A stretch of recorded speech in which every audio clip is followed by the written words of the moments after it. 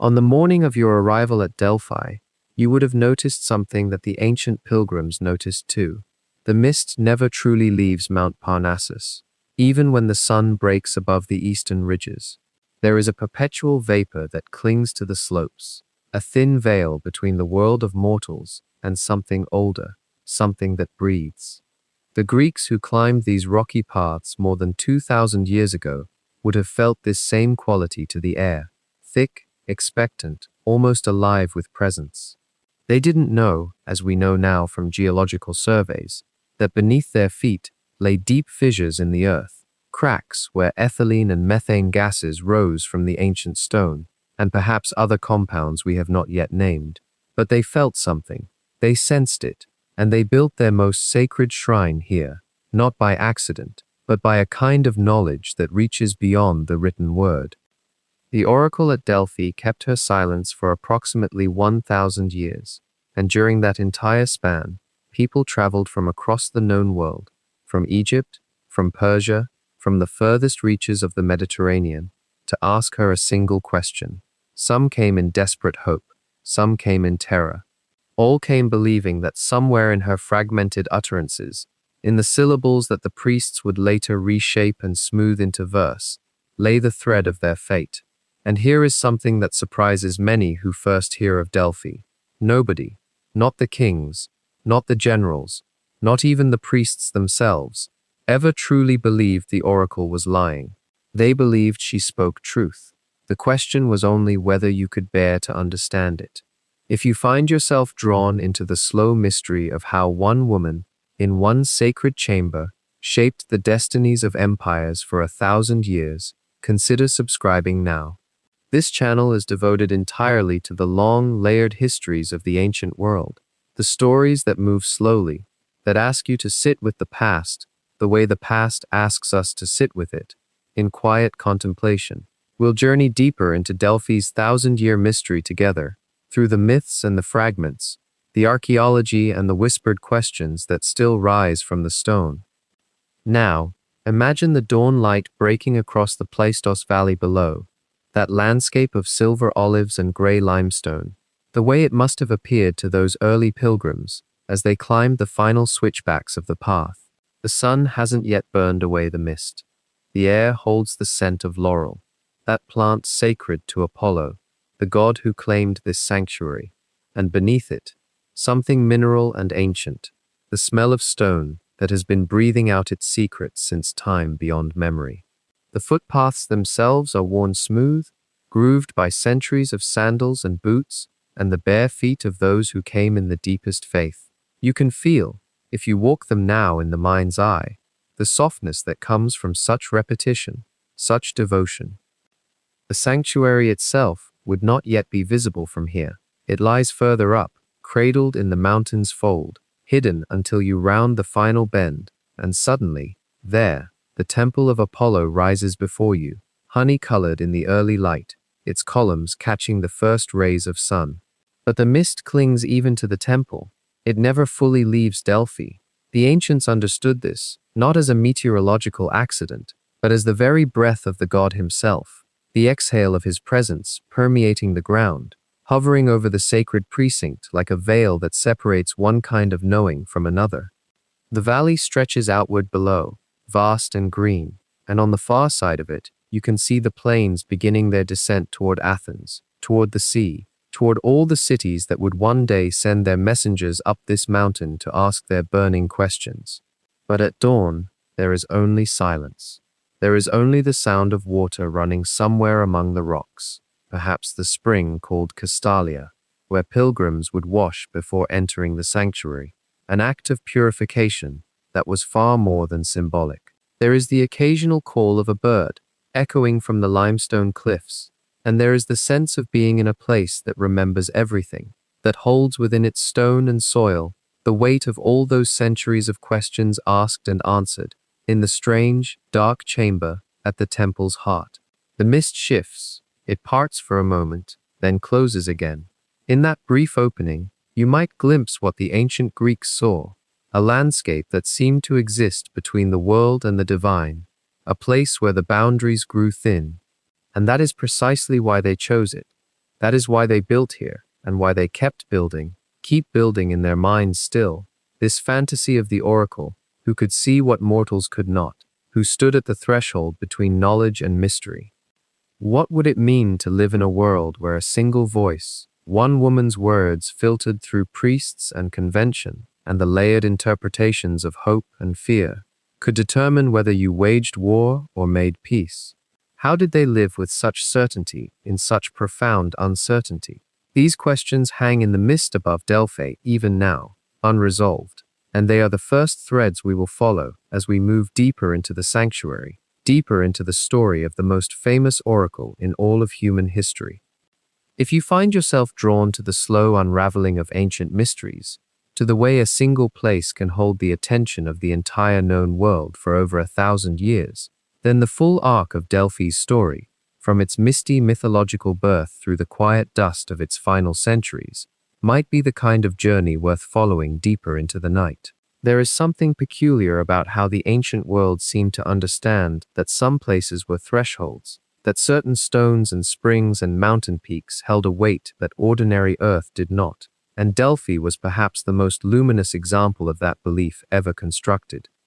The full expanse of what happened within those sanctuary walls, the lives of the priestesses who spent their entire existence in service to the god, the desperate pilgrims who climbed the mountain paths with questions that would alter the course of kingdoms, the slow transformation of a religious center into a political instrument and eventually into a ruin, all of it forms a narrative so rich with human longing and divine ambition that it seems almost designed to accompany you through the hours when the modern world finally falls away. If these opening glimpses of Delphi's dawn and the promise of what lay within its sacred precinct have kindled something in you, if you feel that curiosity about how an oracle could wield such power over an entire civilization, about how words spoken in a trance state could reshape the boundaries of empires and the fates of individuals, then I invite you to subscribe so that you might receive the complete journey through Delphi's 1,000-year mystery. More chapters await in this same slow cadence, each one moving deeper into the sanctuary, each one adding another layer to the understanding of how a priestess and her god became the voice that the ancient world could not ignore. For now, though, the mist still clings to Mount Parnassus, and the earliest light has not yet touched the marble columns that would eventually rise from this sacred earth. The story of how those columns came to stand here, of how a serpent was slain and a god claimed his dwelling place, begins not in the classical age of temples and priests, but in the memory of a much older world, in the time of the Titans themselves, when the earth was still young and divine powers arranged themselves across the landscape like a map of their own ambitions. And it is there, in that mythological dawn, that we must begin if we are to understand why every king, every merchant, every desperate parent who could afford the journey would climb this mountain, seeking the voice of the Pythia, seeking certainty in a world governed by chance and the whims of gods. The ancient Greeks themselves knew that Delphi's origins lay somewhere beyond written history, beyond the first stone buildings and the first priestesses whose names we might recognize from the surviving records. They sensed that this place had always been sacred, that long before Apollo arrived to claim it as his own, something about the very ground here spoke to the numinous, to the possibility of communication with forces beyond human control. And in that sense, their intuition was not entirely wrong, though the full truth of how Delphi became what it was lies somewhere between myth and geology, between the stories told by priests and the actual properties of the mountain itself, properties that modern science has only recently begun to fully understand. What remains true across all of this is that Delphi endured, that it grew in power and influence, that it became a repository for an entire culture's hopes and fears, a place where the boundary between the human world and the divine seemed particularly thin. And that transformation, that remarkable ascent from a chasm in the earth to a seat of prophecy that could move nations, is a story worth following all the way through to its final silence. According to the most ancient voices that survive in Greek myth, Delphi was not always Apollo's sanctuary. It belonged first to something far older, something that dwelt in the depths of the earth itself, emerging from the chasm between the rocks where vapors rose into the morning air. The Greeks told that this creature was Python, a monstrous serpent of immense size and terrible power, born from the mud and chaos left behind when the great primordial goddess Gaia had flooded the world in ancient times. Python was Gaia's guardian, her appointed protector of this sacred place, and for untold centuries, so the myths whisper, this serpent coiled within the depths, breathing out the fumes that made the sanctuary holy. The very ground itself seemed alive with her presence, and mortals who approached too close to the chasm spoke of feeling watched, of sensing something vast and ancient shifting in the darkness below. It is worth pausing here to consider what these myths might represent. Whether Python was a literal creature, or a poetic expression of something far more geological, perhaps a real phenomenon of volcanic gases or seismic activity that the ancients experienced as something alive and conscious, remains a question that sleeps uneasily between archaeology and imagination. What matters for the story is that in the Greek mind, this place was already sacred, already dangerous, already belonging to a very old order of things. And then Apollo came, the god of light, of music, of prophecy and healing, arrived at Delphi, seeking to establish his own temple, his own sanctuary. According to some versions, he was drawn here by the reports of sacred power. According to others, he came deliberately, knowing what he would find, and claimed the sanctuary as his right as one of the new Olympian gods. The confrontation that followed became one of the central myths of ancient Greece, a story that repeated itself in countless variations across centuries, each telling slightly different in its emphasis, but all conveying the same essential truth. The old order was ending, and the new order was beginning. The battle, such as it was, is described by the poets with remarkable vividness. Apollo, young and radiant in his divine power, descended into the sanctuary and confronted Python in the chasm itself. There, in the darkness where the serpent dwelt, in the place where vapors rose and the earth trembled, they fought. Some accounts speak of it as a physical struggle. Others suggest it was something more subtle, more mythological, a clash of powers, a displacement of one sacred force by another. The most famous version comes from the Homeric hymn to Apollo, composed somewhere between the 7th and 6th centuries before the Common Era, which describes the battle with both tenderness and violence. Apollo released his arrows, golden and swift, and struck Python again and again. The serpent writhed in agony, her coils thrashing against the rocky walls of the chasm, her cries echoing upward until finally, with a great convulsion, she died beneath the god's assault. What happened to Python's body is itself revealing. Rather than being removed or buried with ceremony, the Greeks said that the corpse was left to decay where it fell, in that sacred chasm, in that place between worlds where the fumes still rose. In some accounts, the rotting of her immense body gave rise to the very vapors that would later emanate from the sanctuary. A dark joke, perhaps, hidden within the myth. The name eventually given to these fumes was pneuma, the breath, and this breath would become the most essential element of the oracle's power. In dying, Python was transformed into the very air that Apollo's chosen priestess would breathe.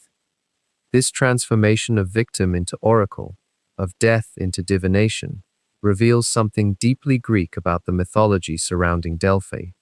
The sanctuary was not built in innocence or in complete newness. Rather, it was established upon a site already thick with older power, and that older power was incorporated into the new order rather than entirely erased. Python's death was not the end of her influence. It was the beginning of her transformation into something else entirely, something that would give voice to thousands of pilgrims across 1,000 years. Apollo, having claimed his sanctuary, began immediately to establish the rituals and structures that would transform this place into the most important oracle in the ancient world. The story tells that he remained here for some time, rooting himself in the landscape, understanding the peculiar properties of the place, the way the mist moved through the valley at dawn, the way certain stones seemed to hum with energy, the way the chasm breathed. He called the sanctuary his, and the Greeks, watching and listening from their scattered city-states, began to believe it too. The old prophecies spoken in the depths ceased, replaced by Apollo's new voice, mediated through a mortal woman who would come to be called the Pythia, after the serpent she would, in some sense, become. She would breathe what Python had breathed. She would speak what the god would voice through her lips. But before this priestess existed, before the rituals were formalized, before the first pilgrims climbed the sacred way in hope of guidance, there was something else that required understanding. There was the place itself, the physical sanctuary, the rocks, the spring, the peculiar geography of Mount Parnassus that made Delphi different from every other location in Greece. The myths and the land were not separate things. They were woven together so completely that to understand one was to slowly begin to understand the other. And in the quiet of the night, one might wonder, is there something about a place that makes certain stories settle there naturally, the way mist settles in a valley? Does the earth itself call forth the myths that will eventually explain it? In the depths of ancient Greek imagination, there existed a simple yet profound idea, that the earth itself had a center, a point from which all things radiated outward, and that this center was marked by a stone. This stone, worn smooth by centuries of hands and ritual, was called the omphalos, a word that means navel, the umbilical center that connects all life to its source. The Greeks placed this navel at Delphi, high on the slopes of Mount Parnassus, and in doing so, they created not merely a sanctuary, but a cosmic anchor point, a place where the terrestrial and divine realms seemed to meet and acknowledge each other. The mythology surrounding this placement is layered with meaning. In the oldest of the old stories, Gaia, the earth herself, the primordial goddess, had sent two eagles, one from the east and one from the west, to fly across the world and find its exact center. These eagles, so the tale goes, met above a chasm on Parnassus, and where they crossed paths, that point was marked as the world's true middle. The omphalos stone was placed there as evidence of this divine geometry, a permanent record that the cosmos had a belly button, and that belly button belonged to Greece. Can you imagine how powerful such a belief would have been to ancient peoples, wandering across mountains and oceans with no maps, no instruments, no way to orient themselves except through the stories told in temples? The omphalos gave them something stable to believe in, even if the center of the world was not, in fact, where the eagles had met. But beneath the mythology lay something far more tangible and strange. Delphi sits above an actual geological phenomenon, a chasm in the earth from which vapors naturally rise. These are not metaphorical vapors, not poetic exhalations. They are real emissions of gas that seep up from deep within the ground. And for thousands of years, this geological fact shaped how people understood the sacred power of the place. When you stand on certain parts of the sanctuary, particularly in the innermost chamber called the Adyton, the air itself seems to shimmer and move. In the ancient world, before chemistry had names for such things, such phenomena were understood as the Earth's breath, the planet's own communication with those who came to listen. The stone itself, the physical omphalos that archaeologists have found and that visitors can still touch today, is carved from limestone and appears almost unassuming when you see it without the layers of ceremony and history. It is roughly egg-shaped, about 3 feet high, covered in a pattern of raised bands that spiral around its form. These bands were meant to represent the sacred woolen wrappings, the agranoi, that were placed upon the stone as offerings. But what makes the omphalos truly remarkable is not its appearance, but what it represented, a direct line from the chaos beneath the earth to the order of human civilization above. To touch the omphalos was believed to be to touch the very foundation of the world. And here, perhaps, lies one of the deepest connections between geology and mythology. The chasm beneath Delphi, the one from which those vapors rose, was understood in the oldest stories as the burial place of the serpent Python. Python was the creature that Gaia had set to guard her most sacred secrets, a monstrous being of enormous size and supernatural intelligence. According to the myth cycle that would later be woven into the most important religious narrative of ancient Greece, the god Apollo himself had come to Delphi and slain Python with his arrows, taking control of the sanctuary for himself. The serpent's body, in some tellings of the story, was buried in the chasm itself, causing the earth to exhale in perpetual grief and rage. The vapors, from this perspective, were not merely gases rising from geological layers. They were the exhalations of a divine conflict, made physical and ever-present. Picture this. In the myth, the god Apollo had to prove his divine authority by overcoming the old order. Python represented Gaia's ancient power, the raw, unchanneled forces of the earth before civilization. Apollo represented order, light, reason, and the kind of prophecy that could be written down and debated. By placing himself at the site where Python lay buried, Apollo demonstrated that the new order of gods, the Olympian gods, had superseded the old chthonic powers that lived beneath the earth. The Omphalos stone, then, served as a monument to this victory and a reminder that even divine conflict leaves its mark upon the landscape. It is, in many ways, a tombstone for an older understanding of the world. The geological explanation for the vapors at Delphi has long been debated by modern scientists. Some researchers have suggested that ethylene gas, a naturally occurring hydrocarbon, rises from fractures in the rock beneath the sanctuary. Ethylene, in small quantities, produces a mild euphoria and lightheadedness, sensations that could easily be misinterpreted as divine possession or spiritual transcendence. Others propose that the vapors were more likely a combination of carbon dioxide and hydrogen sulfide seeping from geothermal sources deeper in the earth. Still others remain skeptical that any significant gaseous emissions were ever present at all, suggesting instead that the vapors were largely a product of later literary invention. The truth, like so many truths about the ancient world, resides somewhere in the complicated space between the geological record and the stories that people tell themselves about their own experiences. What we can say with certainty is that the ancients perceived Delphi as a place of power emanating from the earth itself. The sanctuary was not chosen randomly or simply as a convenient hilltop location. It was chosen because something about it felt different, because of the geological peculiarities, the way the light hit the slopes of Parnassus, the strange quality of the air in certain chambers, the presence of a natural spring with water of unusual clarity. All of these elements combined to create a place that seemed inherently sacred, inherently liminal. And into this liminal space, the Greeks built their most sophisticated system of divination and prophecy. They took a geological anomaly and transformed it through ritual, myth, and careful architectural design into an oracle, a place where mortals could touch something beyond themselves. The Omphalos stone itself was, in many respects, the visible anchor for all of this invisible theology.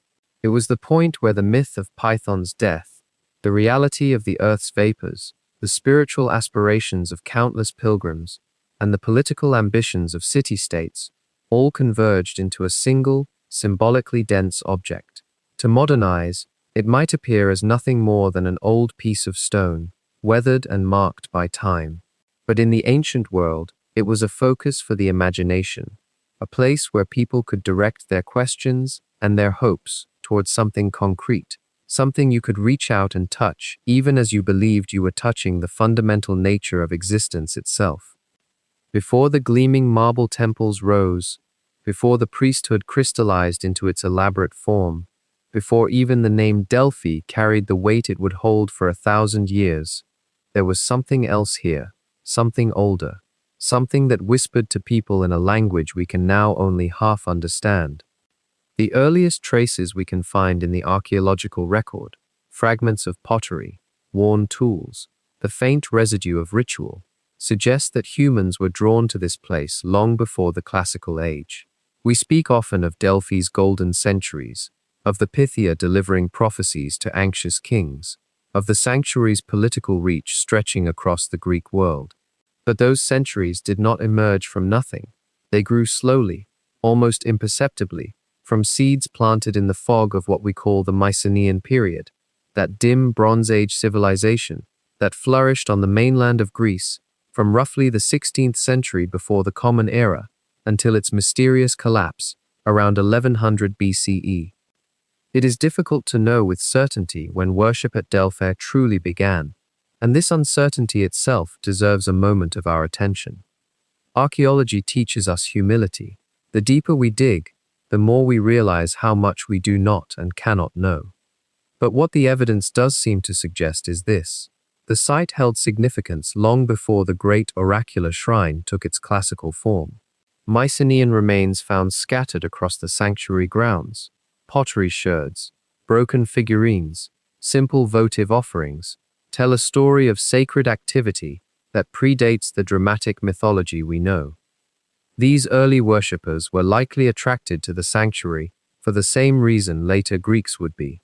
The geography itself was compelling: the chasm in the earth, the strange vapor that rose from deep within the rock, the sound of water echoing from hidden springs far below.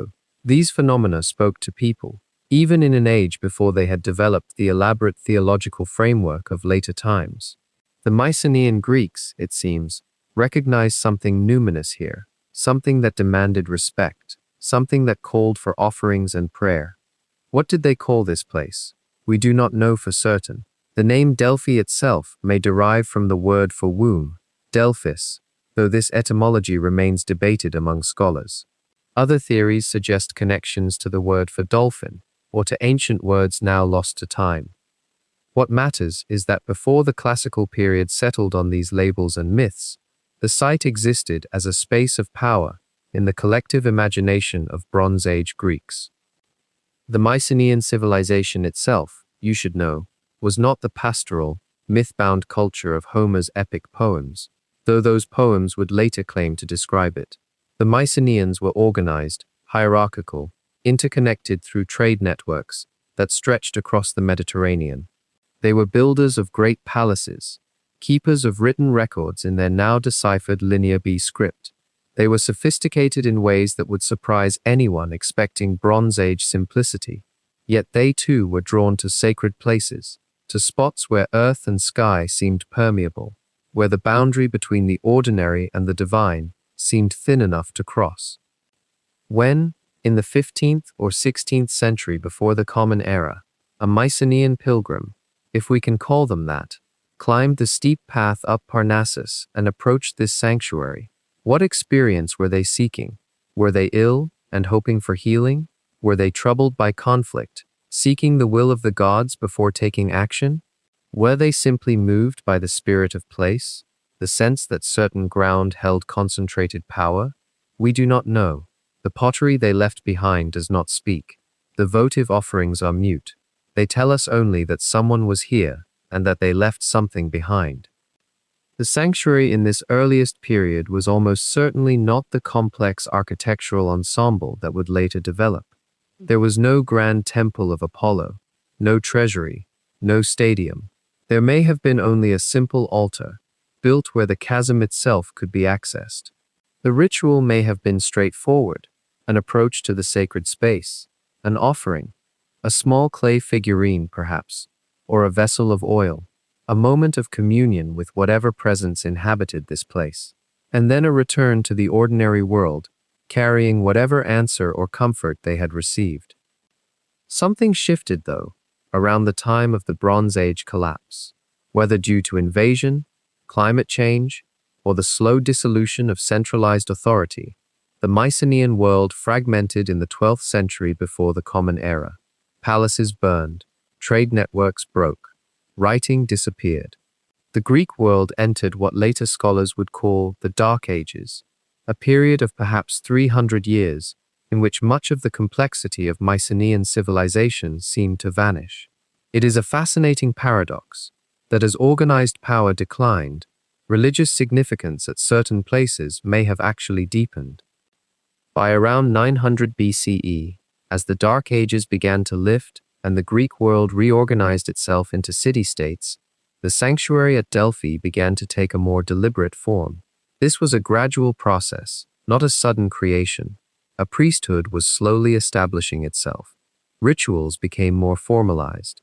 The sanctuary began to develop a reputation that extended beyond the immediately surrounding regions. Refugees and wanderers from across Greece began to make the pilgrimage. What is remarkable is that this development seems to have occurred without much outside intervention. The sanctuary at Delphi was not built by kings. No central authority imposed structure upon it from above. Instead, it seems to have grown organically from the devotion of many visitors, each contributing in small ways to its gradual elaboration. A family might donate a simple stone platform for their offerings. A particularly wealthy pilgrim might commission a small permanent shelter. Over decades and centuries, these contributions accumulated.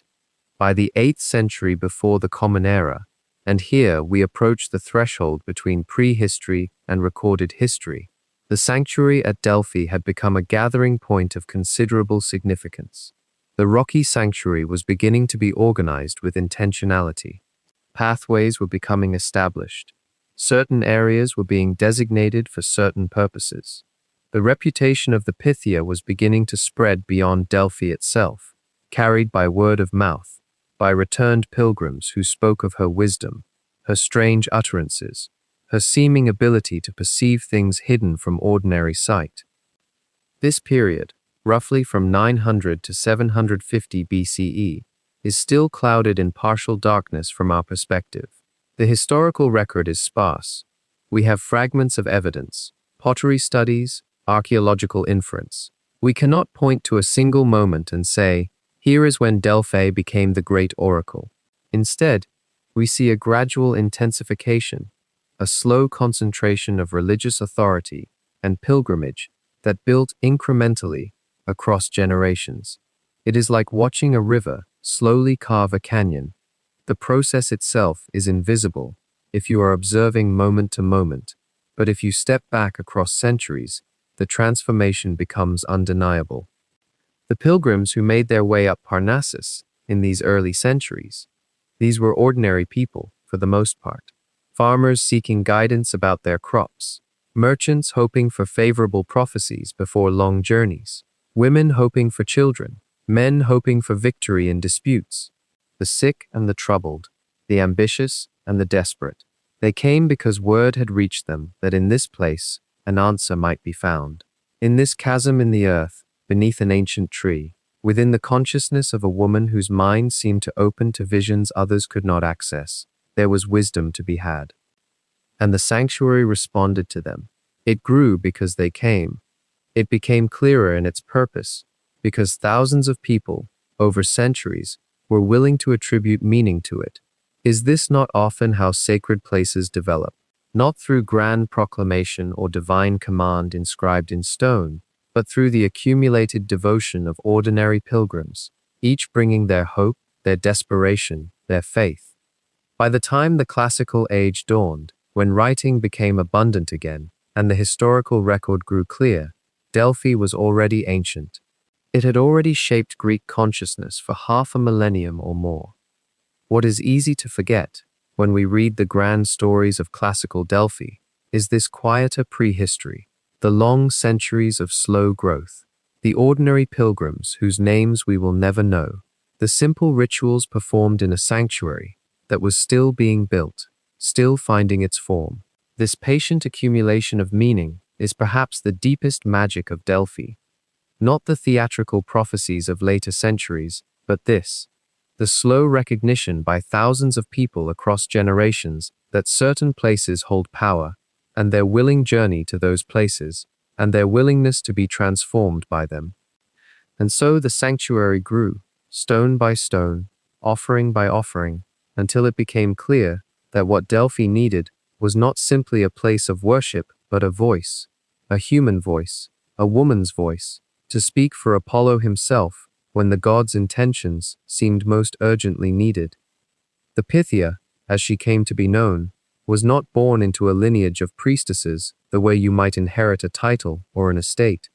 Rather, she emerged from the ordinary women of the valley towns surrounding Delphi, women whose names we know only occasionally, whose faces we will never see, yet whose words shaped the course of empires and the lives of countless desperate souls who climbed that mountain seeking certainty in an uncertain world. The very fact that Apollo chose not a king, not a male oracle, not even a figure of obvious power or beauty, but simply a woman, often a woman of modest means, speaks to something profound about the ancient world's understanding of divine connection. There was no requirement that she be young, though some sources hint that younger priestesses were preferred in the sanctuary's earliest centuries, though this too is contested among scholars. There was no demand that she come from noble birth. Instead, the priesthood of Delphi sought women of a certain temperament, women who showed a capacity for what we might call receptiveness, for entering states of consciousness that seemed to bridge the ordinary and the divine. The actual process of selection remains delicately veiled in our sources. When a Pythia died, and many of them lived long lives, serving for decades, the priests did not post a notice or hold an open examination. Rather, they consulted together, sometimes over months or even years, gradually identifying women in the surrounding communities whose reputations suggested they possessed the necessary gifts. Did they look for women who had experienced religious visions already? Did they seek those with temperaments prone to dissociation or trance? The historical record whispers rather than shouts on these points. What we do know is that once identified, a chosen woman was brought to the sanctuary and began a probationary period of initiation and training, a gradual induction into the mysteries and rituals that would eventually transform her from an ordinary person into the oracle herself. This transformation was not instantaneous, and it is worth pausing here to consider the profound intimacy of that process. A woman would arrive at Delphi, leaving behind perhaps a husband, children, a household, the ordinary rhythms of her life in the valley below. She would be housed within the sanctuary compound, cared for by priestesses and attendants, given fine food and sacred wine, her days now structured entirely around preparation for her eventual communion with the god. She would have been taught the religion of Apollo, the mythology of the sanctuary, the expectations placed upon her, expectations, we should note, that were crushing in their weight. She was no longer merely herself. She was becoming the vessel, the conduit, the very mouthpiece of a god whose knowledge was believed to encompass past, present, and future simultaneously. Can you imagine the psychological weight of such a transformation? And once she was fully installed, once the rituals of consecration were complete and the priests declared her ready, the Pythia entered into a life unlike any other. She dwelt in the sanctuary compound, in chambers we can only dimly reconstruct from fragmentary archaeological evidence and literary descriptions. She did not move freely through the town of Delphi, which had grown to surround the sanctuary with its shops and lodgings for pilgrims. Instead, she inhabited a world apart, a sacred space where her days followed patterns established across centuries. She lived, in a real sense, as a kind of sacred hostage to the god and to the hopes of everyone who came seeking answers. The rituals that governed her life were elaborate and, to modern sensibilities, rather austere. On the days when she was to give prophecies, and this was not a daily occurrence, as is sometimes imagined, she would undergo purification rites. She would bathe in the Castalian spring, that cold, clear water tumbling down from the mountain, which was believed to contain purifying properties far beyond its geological origins. The warmth of the Pleistos Valley would give way to spray and chill as she immersed herself, her attendants watching to ensure the ritual was performed correctly. This was not casual bathing. This was a deliberate separation of the Pythia from ordinary bodily experience, a washing away of the mundane self in preparation for something far stranger. Some sources suggest she also drank from the sacred spring, though whether this had pharmacological effects, a question modern researchers have debated quite intensely, remains uncertain. What mattered to her ancient observers was not the chemical composition of the water, but its spiritual significance, its ability to mark a boundary between her ordinary existence and the extraordinary state she was about to enter. She would be clothed in white robes, or so we are told, though descriptions of her appearance in prophecy varied considerably across ancient sources. Some writers depicted her draped in flowing garments reminiscent of a bride, which is perhaps no accident given the metaphorical marriage between priestess and god that her role implied. Her hair would be arranged according to ritual custom. She might be crowned with laurel leaves, the plant sacred to Apollo, or adorned with other insignia that marked her sacred status. These preparations took time, perhaps hours, as attendants and priests carefully orchestrated every element of her appearance and spiritual state. You might think of it as similar to an athlete's preparation before an important contest, except that the Pythia was not competing for victory. She was preparing to become something other than herself, at least for the duration of the session. And then, when everything was ready, when the spring had been visited, and the robes arranged, and the preliminary prayers spoken, she would descend into the Adyton, the innermost sanctum of Apollo's temple, the place where the god's presence was believed to be most concentrated, most immediate, most overwhelming. This descent was not taken lightly. It was treated as a passage into another realm entirely, a movement from the world of ordinary life into the realm of divine mystery. Only certain people were permitted to witness this moment, the priests of the sanctuary, perhaps the inquirers who had come seeking prophecy, though our sources are ambiguous on whether lay people ever actually saw the Pythia enter her trance. The priesthood may have kept this site reserved, allowing only a carefully curated group to witness the transformation of a woman into a god's instrument. What happened in the depths of that underground chamber? What sensations the Pythia experienced? What visions or voices or compulsions filled her consciousness? This too remains one of antiquity's persistent mysteries, a question that draws us closer to the heart of Delphi's power and the source of its thousand-year influence over the minds of the ancient world. And it is there, in that darkness, in that threshold between consciousness and something far stranger, that the deepest secrets of the oracle were kept.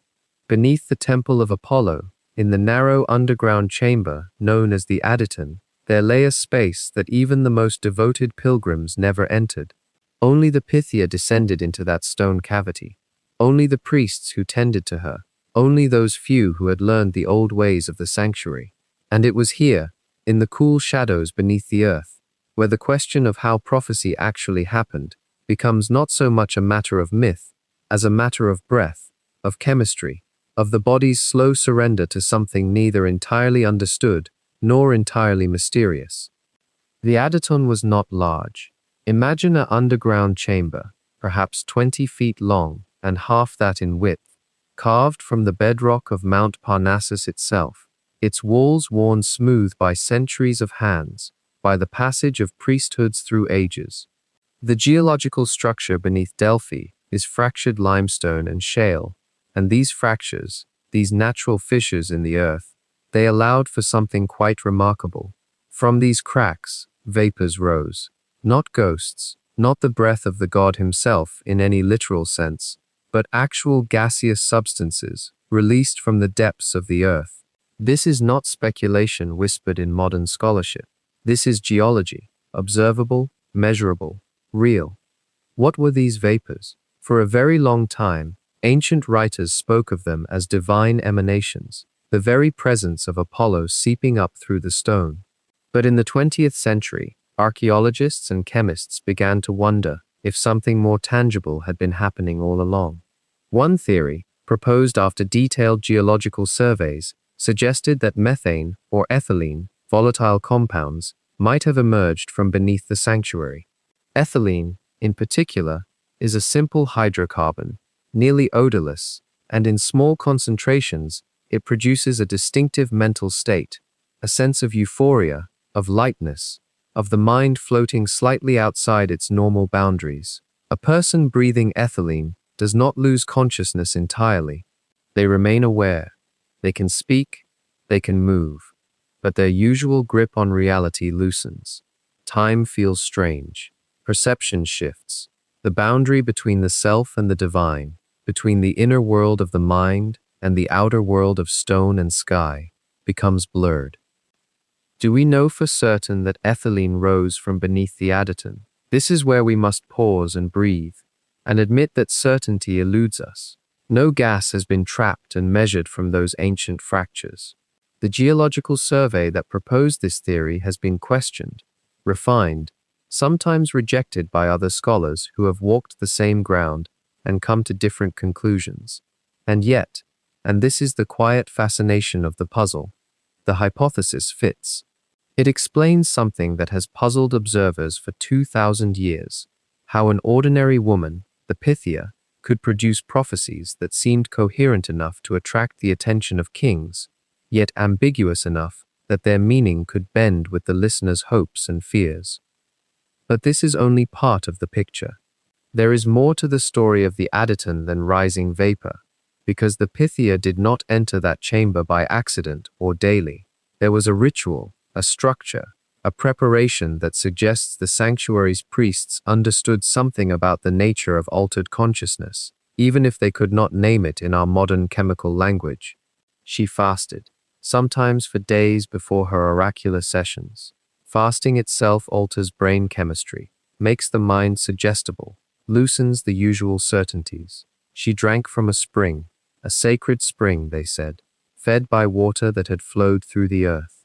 Whether this water was pure or carried mineral content that might have contributed to her state, we cannot say with absolute precision, but water moving through limestone and shale can carry certain compounds.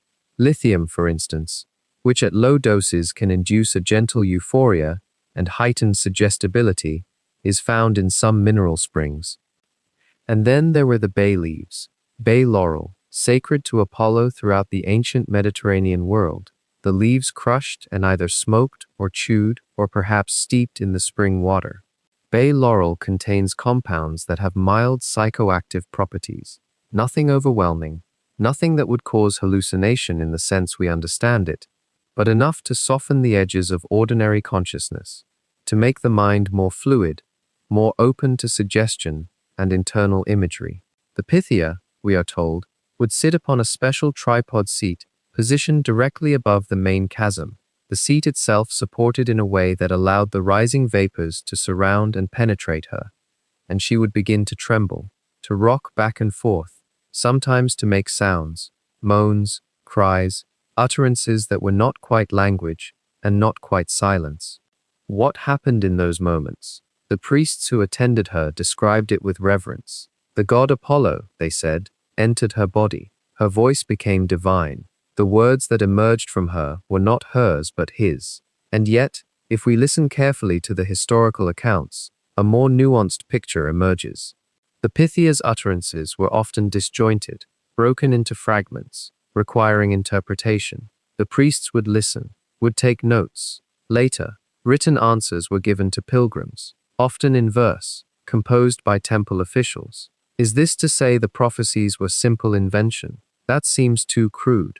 Rather, it suggests that the Pythia entered a genuine altered state, that she did perceive something, did access some part of her own mind that remained ordinarily hidden, perhaps saw in the distorted perceptions of her trance state certain truths about human nature, about fate, about the contradictions that define a life. And then the priests, schooled in oracle craft, in the language of prophecy, in the political currents of the Greek world, they took these fragments and wove them into answers. The debate continues in modern scholarship, with a gentleness befitting the subject. Some scholars remain skeptical that any geological explanation is necessary. They point out that no ancient source explicitly mentions vapors or their chemical composition. The priesthood of Delphi, in their view, maintained the oracle's prestige through careful observation of their clients, through the strategic ambiguity of poetic language, through the human desire to find confirmation of what one already believes in any utterance that can be twisted to fit. This explanation, too, has merit. The psychology of divination, of seeking answers, is powerful. People who travel far, who fast, who pray, who stand in a temple built for the gods, are in a state of heightened receptivity. They will find meaning. They will see significance. Perhaps the truth lies not in one explanation, but in the layering of many. The Pythia was a woman of the sanctuary, trained from childhood in its practices, in the stories of Apollo, in the weight of expectation that surrounded her role. She entered the Adyton, in a state prepared, physically, by fasting and ritual drink, psychologically, by the totality of her faith and training. Whether vapors rose to further alter her consciousness, or whether the power was entirely in the human mind, the result was real. She entered a trance state, not the unconsciousness of sleep, but a different mode of being, a state in which the usual boundaries of self and other, of present and future, of doubt and certainty, all became porous and permeable. In that state, she spoke. What came from her mouth was enigma, mystery, fragments of sight and sound that could be transformed into prophecy by those who knew how to listen, how to weave, how to shape her utterances into the fabric of human hope and fear. The Adyton remains sealed now, its vapors dispersed, or perhaps only ever present in the minds of those who sought the divine there. But standing at the threshold, or imagining standing there in the cool of the earth, one might still wonder, what did it feel like, that descent? What did the stone walls look like to eyes that had begun to see differently? Did the trembling that seized the Pythia feel like drowning or like flying? Did she know, in some part of herself, that she was interpreted, that her words would be refracted through many hands and minds before they reached the king, or general, or merchant who had paid to hear them? Or did she simply slip into the God's presence, as she had been taught to believe, and in that presence, in that communion, everything else fell away? The pilgrims began arriving well before dawn, threading up the mountain paths in small, quiet groups or alone. Some had traveled for weeks, even months, crossing seas and kingdoms to reach this place. They came with hope pressed into their chests like a stone. They came with questions that woke them at night. A young farmer wondering if he should move his family to a new settlement. A merchant uncertain whether to undertake a voyage. A king anxious about the loyalty of his generals. All of them converging on Delphi, waiting in the cold air, waiting to hear from Apollo himself what the future held. The sanctuary had developed over centuries a precise and deliberate machinery for receiving these visitors, a ritual framework so carefully ordered that it worked almost without sound. The priests, the hieromnemons, the interpreters, the administrators, they moved through their roles with the quiet efficiency of men who had performed the same duties for decades. They were not mysterious figures cloaked in secrecy. They were, in many ways, bureaucrats of the divine, guardians of procedure and protocol, the keepers of a sacred system that needed to run smoothly for both the god and the people seeking his wisdom. The process began at the entrance, where pilgrims approached the temple of Apollo itself, a building so strikingly present even in its ruin today that one can almost feel the shadow of its columns falling across time. Before a person could consult the oracle, before they could even step into the inner sanctum, they had to make an offering, a hecatomb, which originally meant 100 oxen, though by later centuries, the actual sacrifice was usually a smaller animal, a goat most commonly. This was not merely a gift to Apollo. It was a test. The priests would examine the animal for omens. Was it unmarked? Did it move willingly toward the altar? These signs mattered. If the signs were unfavorable, the sacrifice was rejected, and the pilgrim was turned away.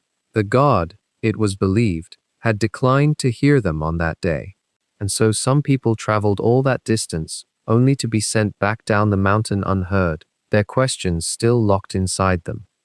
For those whose offerings were accepted, the next stage was preparation. They were led to a purification space, perhaps near the sacred spring, where they washed themselves in cold water. There is something almost timeless about this gesture, the physical act of cleansing as a prelude to spiritual inquiry. They removed their outer clothing, or changed into simple garments. Some sources suggest they drank from the sacred spring itself, the water that emerged from deep within the earth.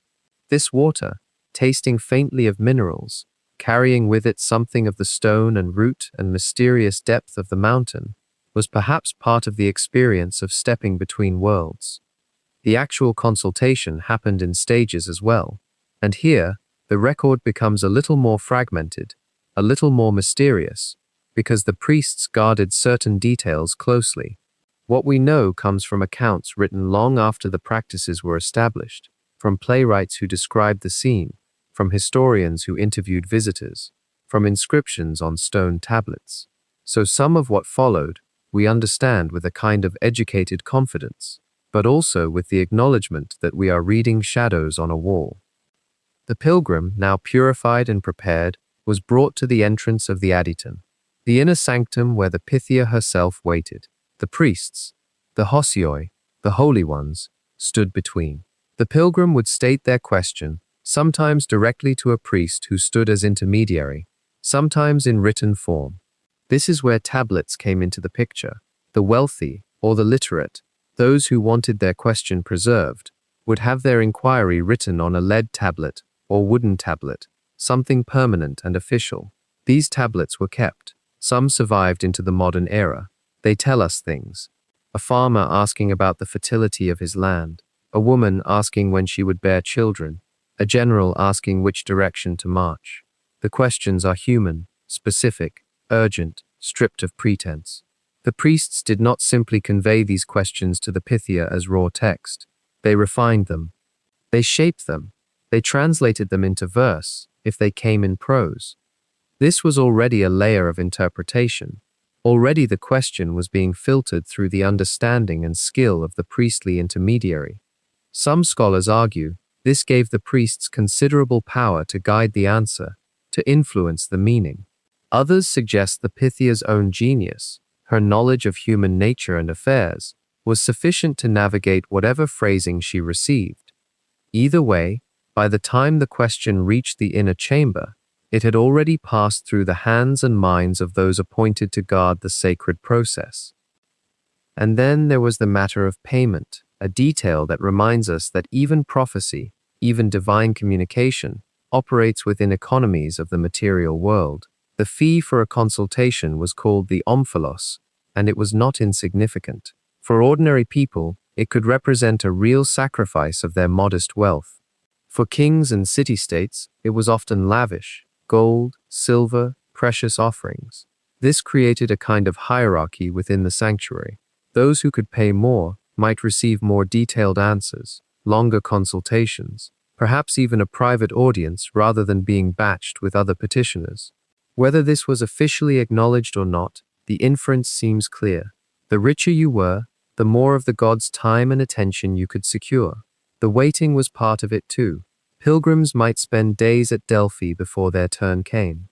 They would explore the sanctuary, view the treasuries filled with the gold and silver of grateful city-states, examine the statues and dedications, walk the sacred way with its forest of monuments to past seekers. They would lodge in the hostels, share meals with other pilgrims, hear their stories. And as they waited, their anxiety would deepen and sharpen. What if the Pythia's answer was unclear? What if Apollo was displeased? What if she said something they didn't understand? For some, the waiting itself became a kind of pilgrimage, a preparation for the moment of truth. When at last it was their turn, they would be brought forward to the threshold of the Aditon. Only then would they hear, perhaps through the voice of a priest, perhaps more directly, the words that had been spoken in that darkness below. These words were rarely clear. They were almost never simple yes or no answers. The Pythia spoke in riddles, in poetic utterances, in phrases that seemed to shift their meaning depending on how you arranged your understanding. Some were so ambiguous that both sides of a conflict could claim the oracle supported them. Some were so cryptic that interpreters spent years puzzling out their significance. And perhaps this too was part of the design. The vaguer the prophecy, the more power it held to shape thought and behavior, because people would work so hard to make it true, to align their actions with what they believed they had been told. The consultation itself lasted perhaps only minutes. A question asked, words spoken, and then the pilgrim was led away, back up into the sunlight, their question answered and simultaneously deepened, their certainty shaken and reformed. They would descend the mountain slowly, perhaps, turning over the words in their mind, trying to understand. And the priests would turn to the next petitioner, the next tablet, the next offering.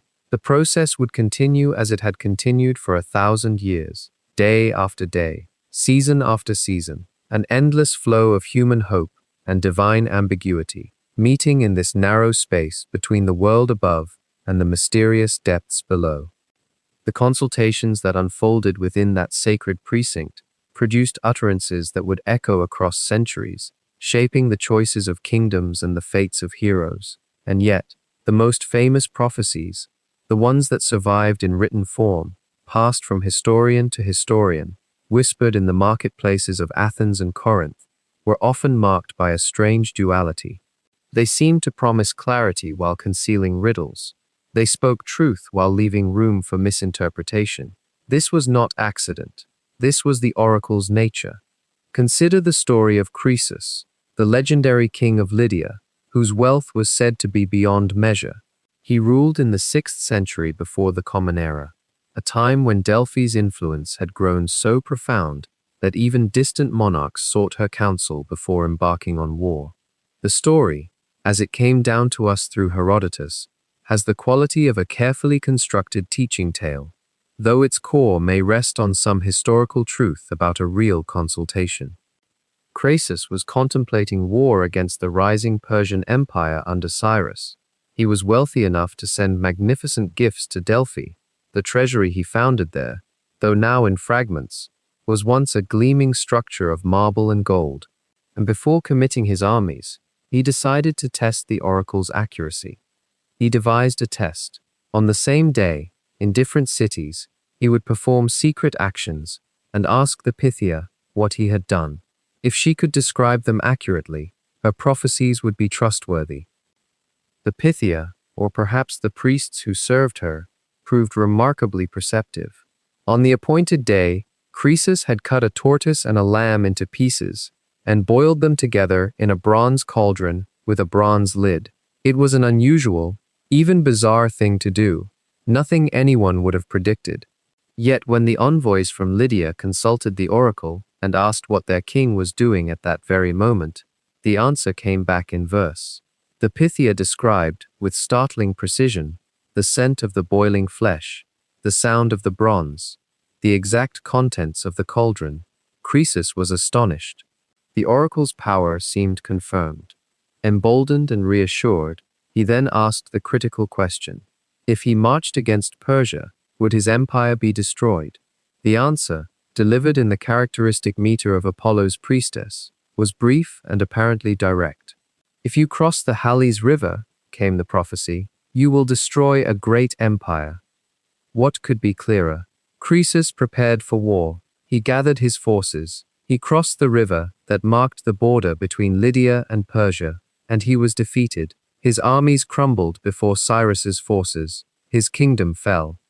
He was captured. Only then, in the wreckage of his ambitions, did Croesus understand the oracle's true meaning. The great empire that would be destroyed was not Persia. It was his own.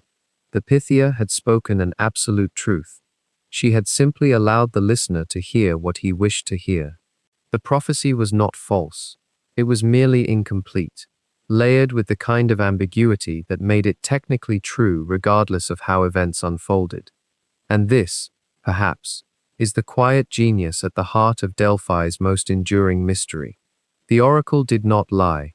She did not make arbitrary pronouncements. But she spoke in the language of paradox and possibility, leaving room for human interpretation, human hope, human misunderstanding. Was this intentional deception, or was it something else? A reflection of genuine uncertainty about the future, a way of honoring the complex interplay between fate and choice. There is another story, one woven so deeply into Greek consciousness that it became the template for all tales of inevitable doom and the futility of resisting fate. This is the prophecy of Oedipus, spoken at Delphi long before his birth, setting in motion a chain of events that would define the boundaries of human suffering in Greek imagination. When Laius, the king of Thebes, consulted the oracle about his future, he received a dark warning. The Pythia told him that he would die by the hand of his own son, and that his son would marry his wife and bring unspeakable shame upon the house. Terrified, Laius took action. When a child was born to him and his queen Jocasta, he ordered the infant destroyed. He entrusted the baby boy to a shepherd, commanding him to kill the child and leave the body in the wilderness of Mount Cithaeron. But the shepherd could not bring himself to commit the deed. Instead, he gave the infant away, and the boy was raised in a distant city, unaware of his true parentage. The boy grew into a young man named Oedipus, and one day, when he was traveling on a road, he encountered an older man in a chariot. They quarreled. In the heat of the moment, Oedipus struck the stranger dead. That stranger was Laius, his father. Continuing his journey, Oedipus came to the city of Thebes, where a terrible curse had descended. A monster called the Sphinx had been devouring the inhabitants, killing all who could not answer her riddle. The city was in despair. Oedipus solved the riddle. The Sphinx destroyed herself in shame. Thebes hailed him as a hero and savior, and as a reward, they gave him the hand of the recently widowed queen, Jocasta, in marriage. Years passed. Oedipus and Jocasta lived together, had children, and he ruled justly as king. But then a plague fell upon Thebes, a terrible sickness that withered crops and brought death to the people. Desperate, Oedipus consulted the oracle at Delphi once more, seeking to know what curse had descended upon his city. The Pythia's response, according to the tragic poets who would later immortalize the story, was unsparing. She revealed that the plague had come because a murderer walked unpunished in the land. A man who had killed a king lived among them, defiled and unpurged. If the murderer could be found and expelled, the city would be saved. So Oedipus, in his determination to cleanse his city, began to investigate. He questioned witnesses. He pursued the truth relentlessly. Gradually, the horrifying reality was revealed. He himself was the murderer. He was the son of Laius. He had married his own mother. The worst of all curses, the violation of every sacred law that held society together, had been fulfilled through his own hands, unknowingly, inexorably.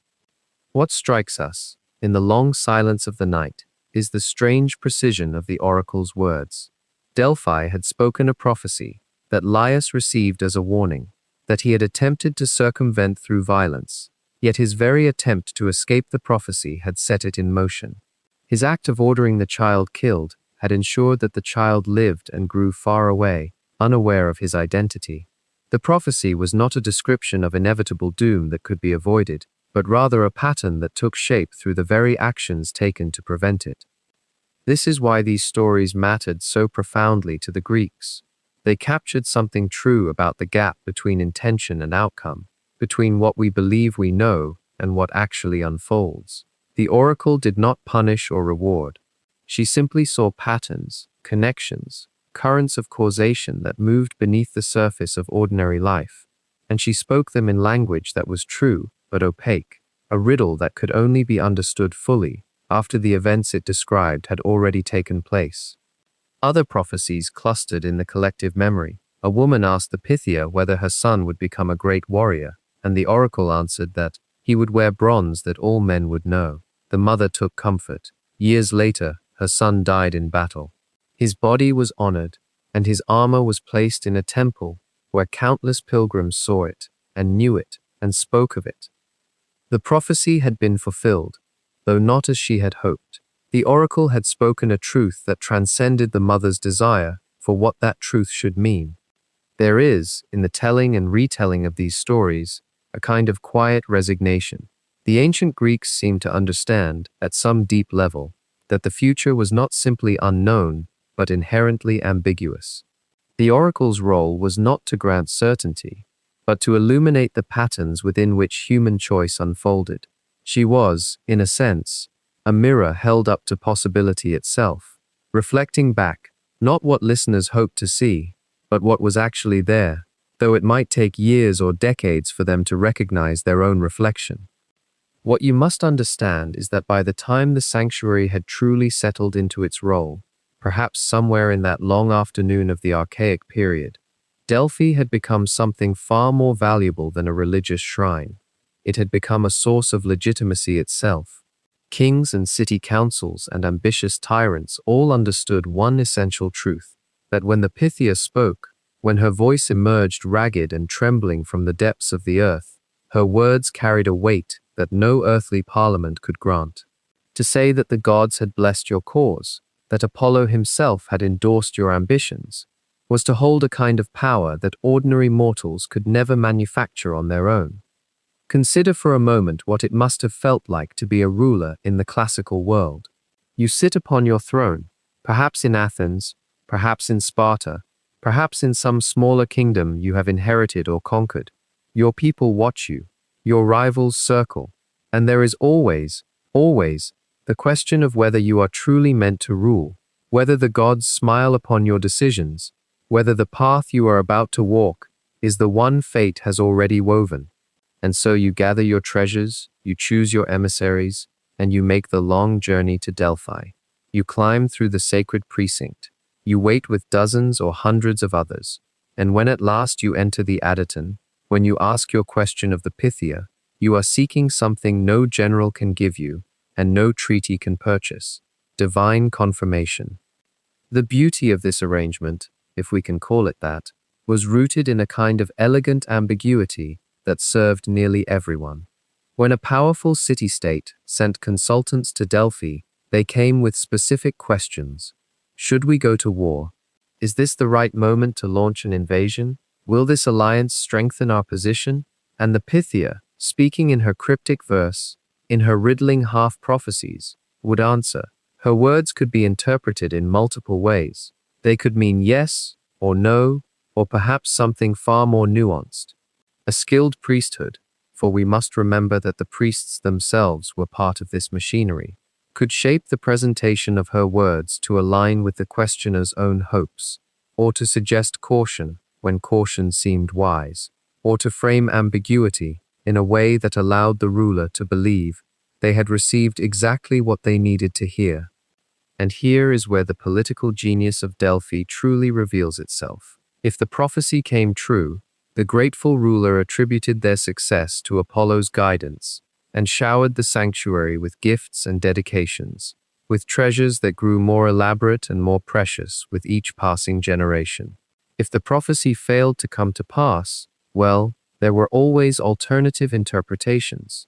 The words had been misunderstood, the omens were hidden, the questioner had not performed the proper sacrifices, or had approached the god with an impure heart. The Pythia could not be blamed for the failure of human understanding or human virtue. Think of Croesus, that legendary king of Lydia, whose story echoed through the Greek world as a kind of cautionary tale. He sent emissaries to Delphi, laden with the most magnificent gifts anyone had yet offered: a golden lion, a golden throne, a golden footstool, and clothing woven with purple dye. He asked the oracle whether he should attack the Persian Empire, and the Pythia's words came back in that ancient riddling voice: cross the Halys River and destroy a great empire. Croesus heard what he wanted to hear. He believed that empire to be Persia. He crossed the river, he fought, he lost. But notice what happened after. Croesus did not reject the oracle's wisdom. Instead, he acknowledged that the empire destroyed had been his own, that the prophecy had been true after all. The Pythia's reputation remained untarnished, and Delphi remained essential to the political calculus of the ancient world. This is the remarkable thing about studying Delphi's power. It was not built on coercion or military might, but on the universal human hunger for certainty in an uncertain world. Every decision a ruler made had consequences. Every war could be lost. Every alliance could crumble. And in that space of doubt, Delphi offered something precious: the illusion of knowledge, the comfort of feeling that the gods had chosen your path, the ability to tell your people that you did not act alone, that divine will itself guided your hand. City-states competing for dominance in the Greek peninsula all sought out the oracle. Athens consulted Delphi before major decisions. Sparta venerated Apollo and sought his guidance. Small kingdoms and island colonies, ambitious tyrants and struggling democracies, they all made the pilgrimage. And because Delphi was technically neutral ground, because it belonged to no single city-state but rather served the entire Greek world, the sanctuary could afford to maintain its enigmatic stance. It could favor Athens in one generation and seem to support Sparta in another, always maintaining the delicate fiction of objectivity, always leaving room for interpretation. The priests who managed the sanctuary understood this perfectly. They were not fools. They were, if anything, exceptionally clever observers of political currents and international relations. News traveled to Delphi. Merchants brought information. Pilgrims carried gossip. The priesthood gathered knowledge about the ambitions and vulnerabilities of the powerful men and women who came seeking guidance. And while we cannot say with certainty what was calculated and what was genuine mystical experience, we can observe that Delphi's advice often seemed remarkably well informed. The oracle's words frequently aligned with practical wisdom. When she cautioned against certain military adventures, it was often because those adventures would indeed prove disastrous. When she blessed certain alliances, those alliances often strengthened. Was this divine insight or human intelligence? Perhaps the answer is that in the minds of the ancient Greeks, there was no meaningful difference. The oracle's power also lay in the fact that failure could always be reframed. When a prophecy did not come to pass as expected, the responsibility fell not on Apollo or the Pythia, but on the mortals who had sought the prophecy. They had misunderstood, they had misinterpreted, they had failed to perform the necessary rituals with sufficient purity. This is a remarkably durable system of authority, one that protects itself through its very ambiguity. And so, for centuries, the greatest powers in the Greek world made their decisions guided partly by oracular advice, partly by practical calculation, partly by the deep human need to believe that their choices had divine sanction. Delphi grew richer and more influential with each passing century, accumulating treasure and prestige until it stood at the very heart of Greek civilization, not because it possessed armies or wielded political office, but because it offered something even more valuable, the promise that fate itself could be consulted, that the future held meanings that could be revealed to those wise and wealthy enough to ask the proper questions in the proper way. Yet, as the Pythia's influence grew beyond the sanctuary walls, as her voice carried the weight of divine sanction across the Greek world, a peculiar challenge began to form in the corridors of power. The oracle had become too valuable, you see, so essential to the legitimacy of rulers and the confidence of city-states, that the control of Delphi itself became a prize worth fighting for. And thus emerged one of history's most delicate political structures, one designed precisely to prevent any single power from monopolizing the sanctuary's sacred authority. This was the Amphictyonic League, a confederation that reads almost like a sleep-heavy administrative dream when you first encounter it. A council of 12 neighboring peoples and tribes who pledged themselves as guardians of Apollo's sanctuary.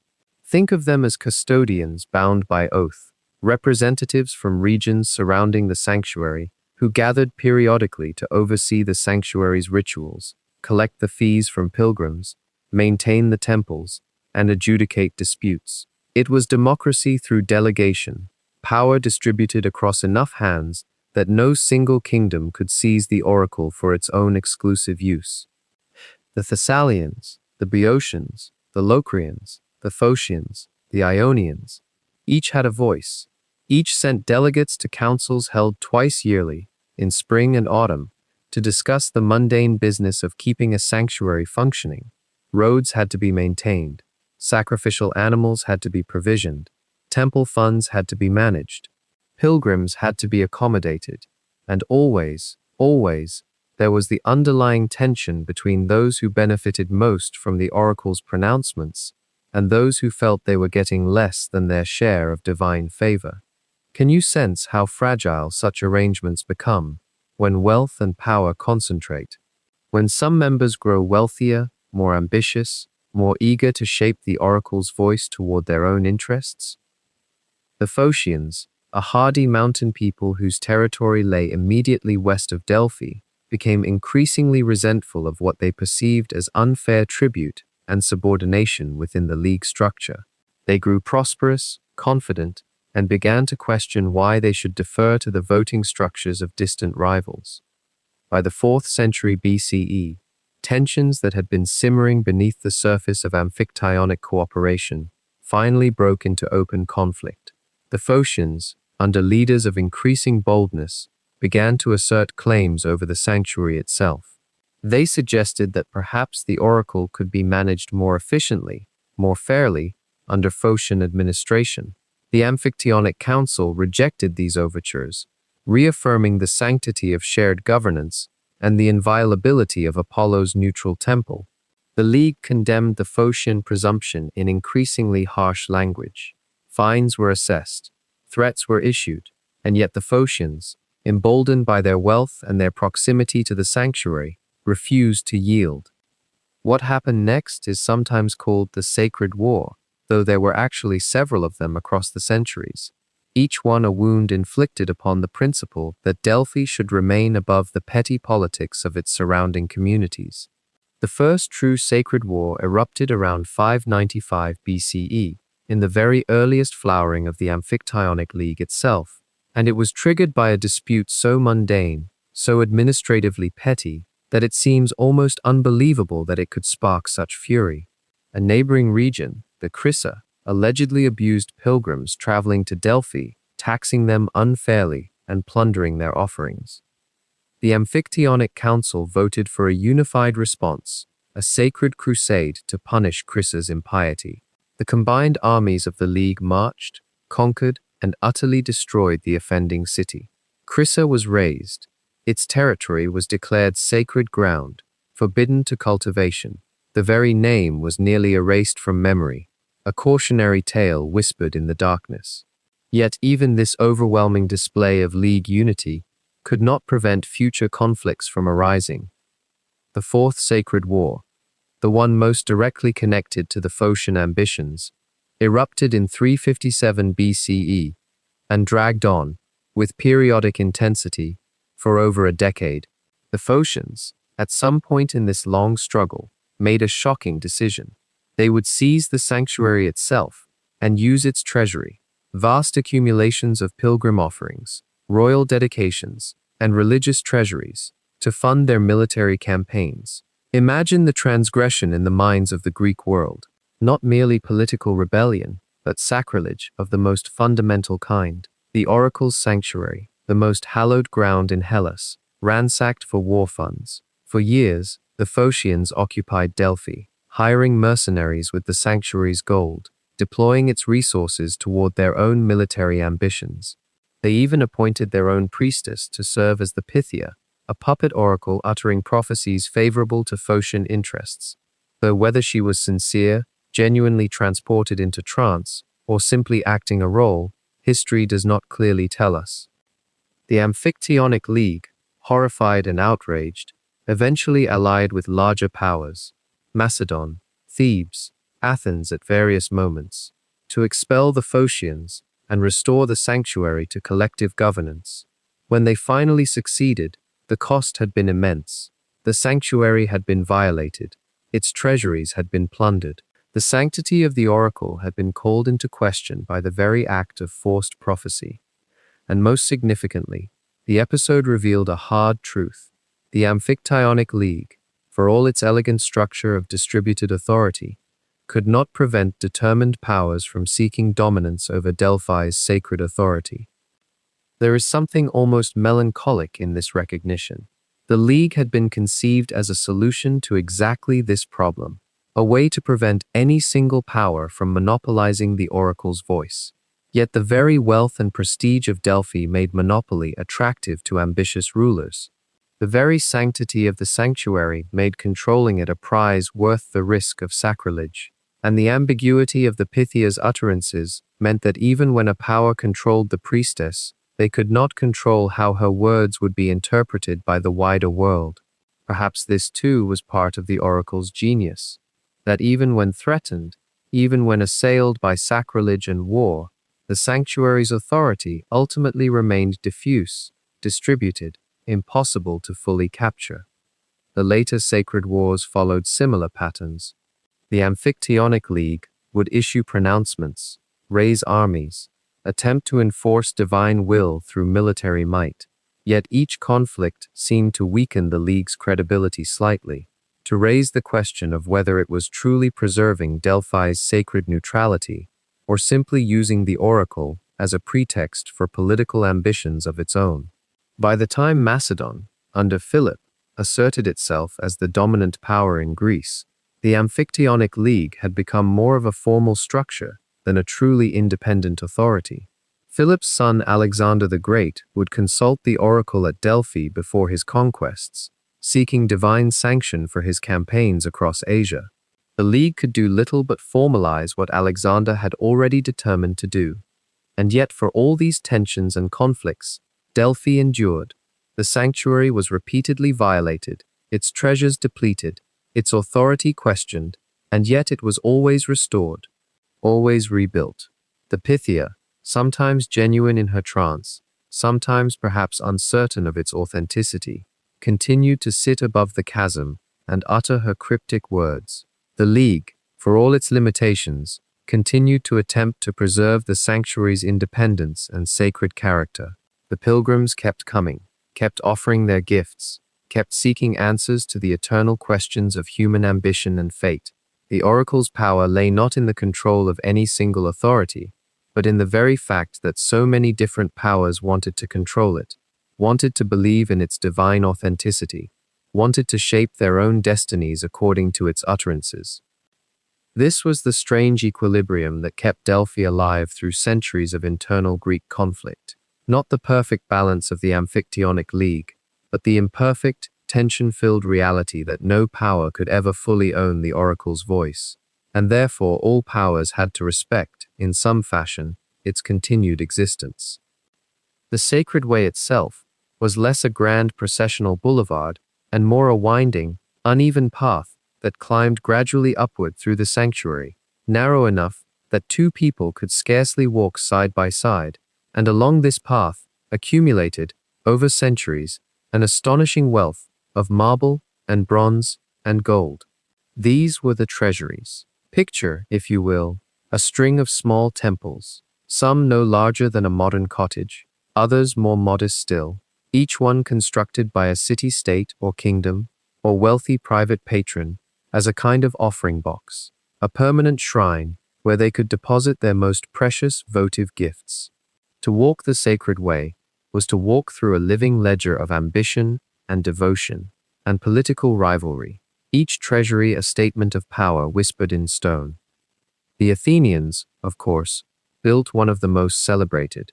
In the early 5th century, after Athens had turned back the Persian invasion at Marathon and at sea, the city commissioned a small, elegant treasury to commemorate their triumph and to hold their offerings. It sits, even in ruins today, as if frozen in a moment of quiet triumph.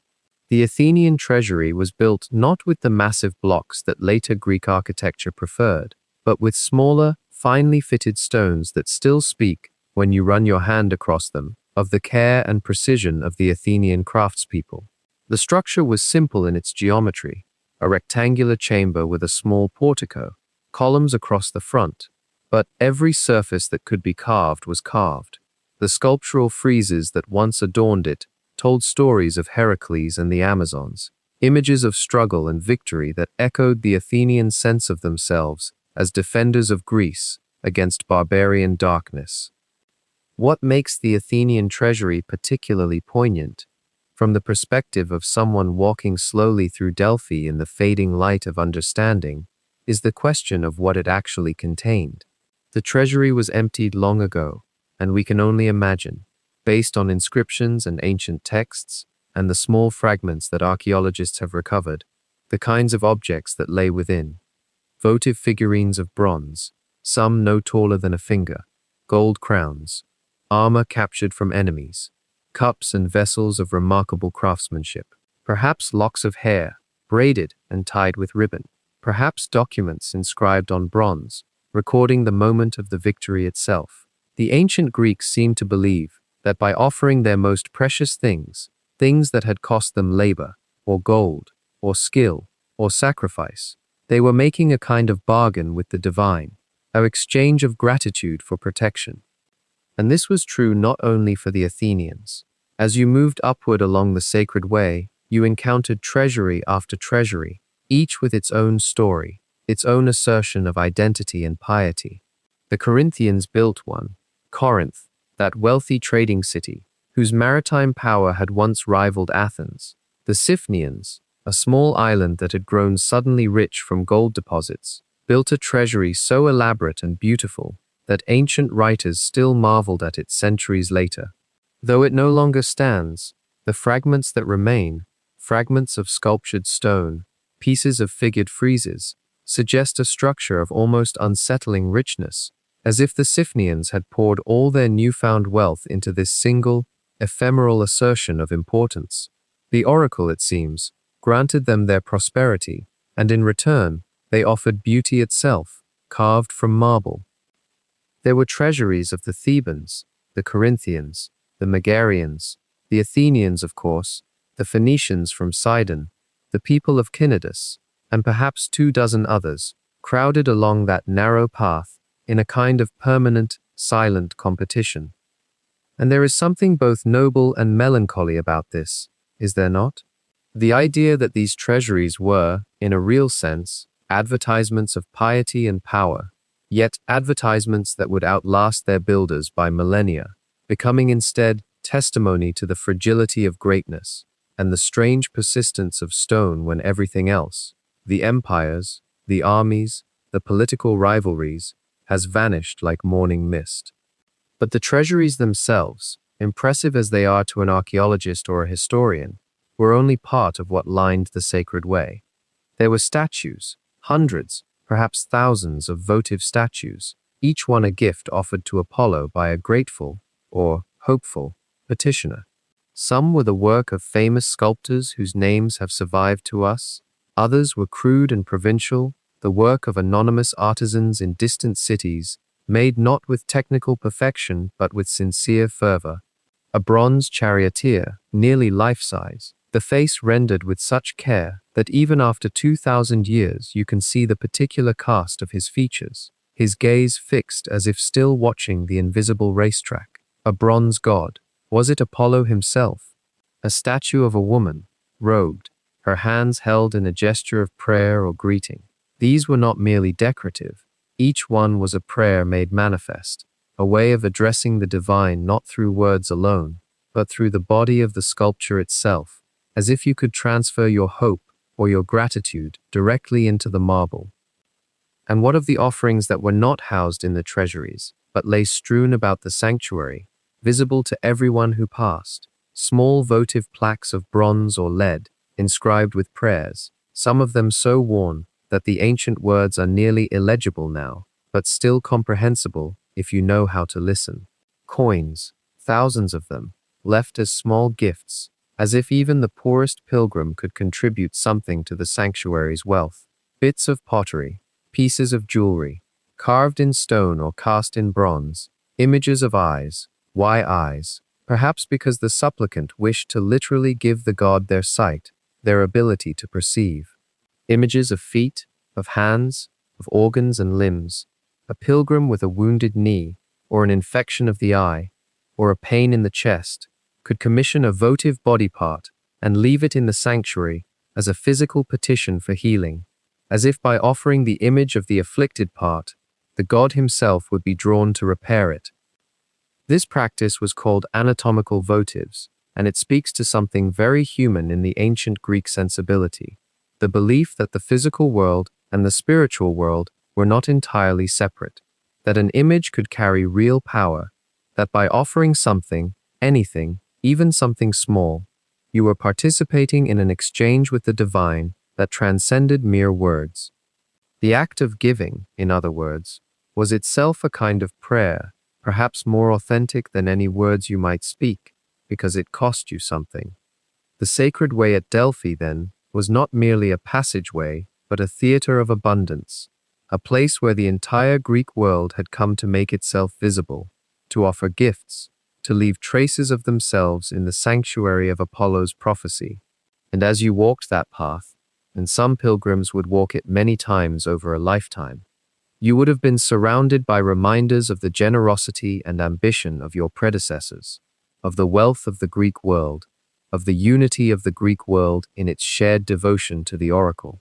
But you would also have been walking through a kind of mirror, a place where your own smallness would be reflected back to you with perfect clarity, surrounded as you were by the monumental aspirations of greater cities and wealthier kingdoms than your own. And perhaps that was part of the oracle's power too, not only the prophecies themselves, though those were essential, but the fact that Delphi existed as this gathering place, this neutral ground, where a city-state's ambitions could be translated into stone and bronze and placed alongside the ambitions of 100 other city-states. In a world fractured by constant rivalry and war, Delphi represented, at least in theory, a unity of purpose, a shared belief in something larger than political boundaries.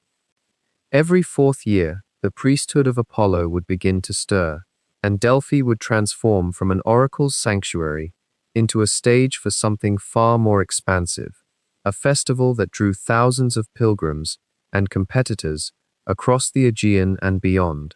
The Pythian Games, named after the serpent Python and the priestess who embodied Apollo's voice, were held in reverence just below the great sanctuary itself, where the land opened into a natural amphitheater cradled by Mount Parnassus. And unlike the somber private chambers of the Adyton where prophecy was whispered, the Pythian Games spilled openly into sunlight, into music, into the roar of crowds gathering to witness mortals striving for immortal glory. The festival itself stretched across several days, a rhythm of contests and ceremonies that mirrored the ancient pulse of Greek civilization. Musicians arrived first, their lyres and auloi, double-reed pipes whose sound cut through the mountain air with a kind of yearning clarity, carefully transported in leather cases. Poets came bearing verses composed specifically for this occasion, works that might endure for centuries if the judges deemed them worthy. Male athletes competed in foot races and wrestling matches on a track that was said to be older than memory itself, though the formal stadium structures we might recognize from later periods were gradually refined over centuries. Women were largely excluded from the athletic competitions, though there were separate contests for maidens in some periods, a reflection of the strange boundaries that separated the sacred from the profane, the male from the female, in Greek religious practice.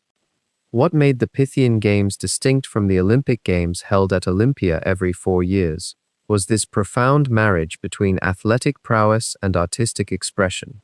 A victor in the foot race was celebrated equally with a musician who performed a virtuosic piece for Apollo, and perhaps even more so. This speaks to something essential about how the ancient Greeks understood excellence itself.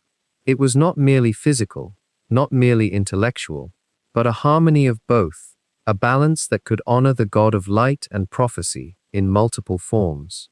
The very name Pythian harked back to the myth of Apollo's slaying of Python, and in celebrating both the swiftest runner and the most skillful musician, the festival was enacting a kind of recreation of Apollo's triumph, not once, but over and over across the generations.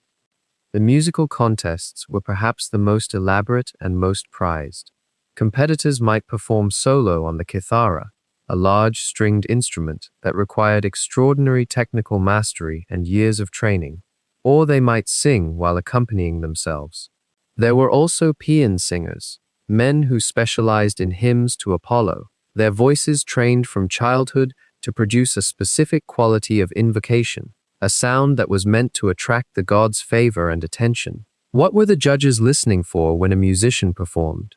Partly it was technical precision, certainly, the ability to navigate complex melodic patterns without error, but there was also something less tangible they sought, a quality of spiritual resonance, as if the music itself might be a conduit for the divine presence. One might imagine how carefully a competitor would have prepared, how many nights spent under the stars practicing on some lonely hillside, all in hopes of a moment before the judges that might span mere minutes, but could reshape an entire life. Poetry contests followed a different path, though they shared the same underlying reverence for craft. Poets composed elaborate choral odes and dithyrambs, those wild, ecstatic songs about the god, and performed them with groups of singers and dancers. These were not private compositions.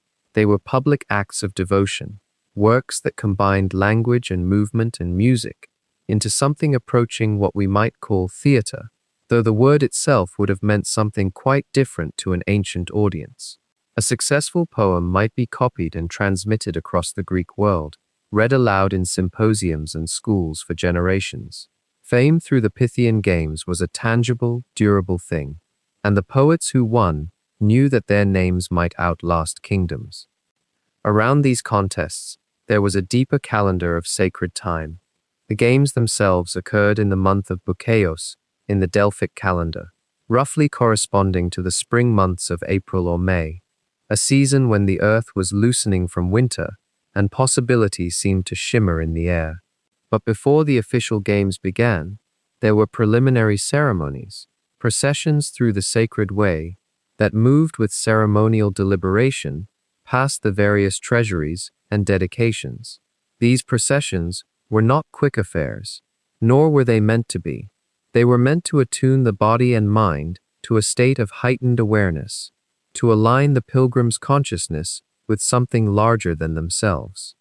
The very stones of the path were worn smooth by countless feet over centuries, and perhaps in walking where so many had walked, a person began to feel the weight of that continuity.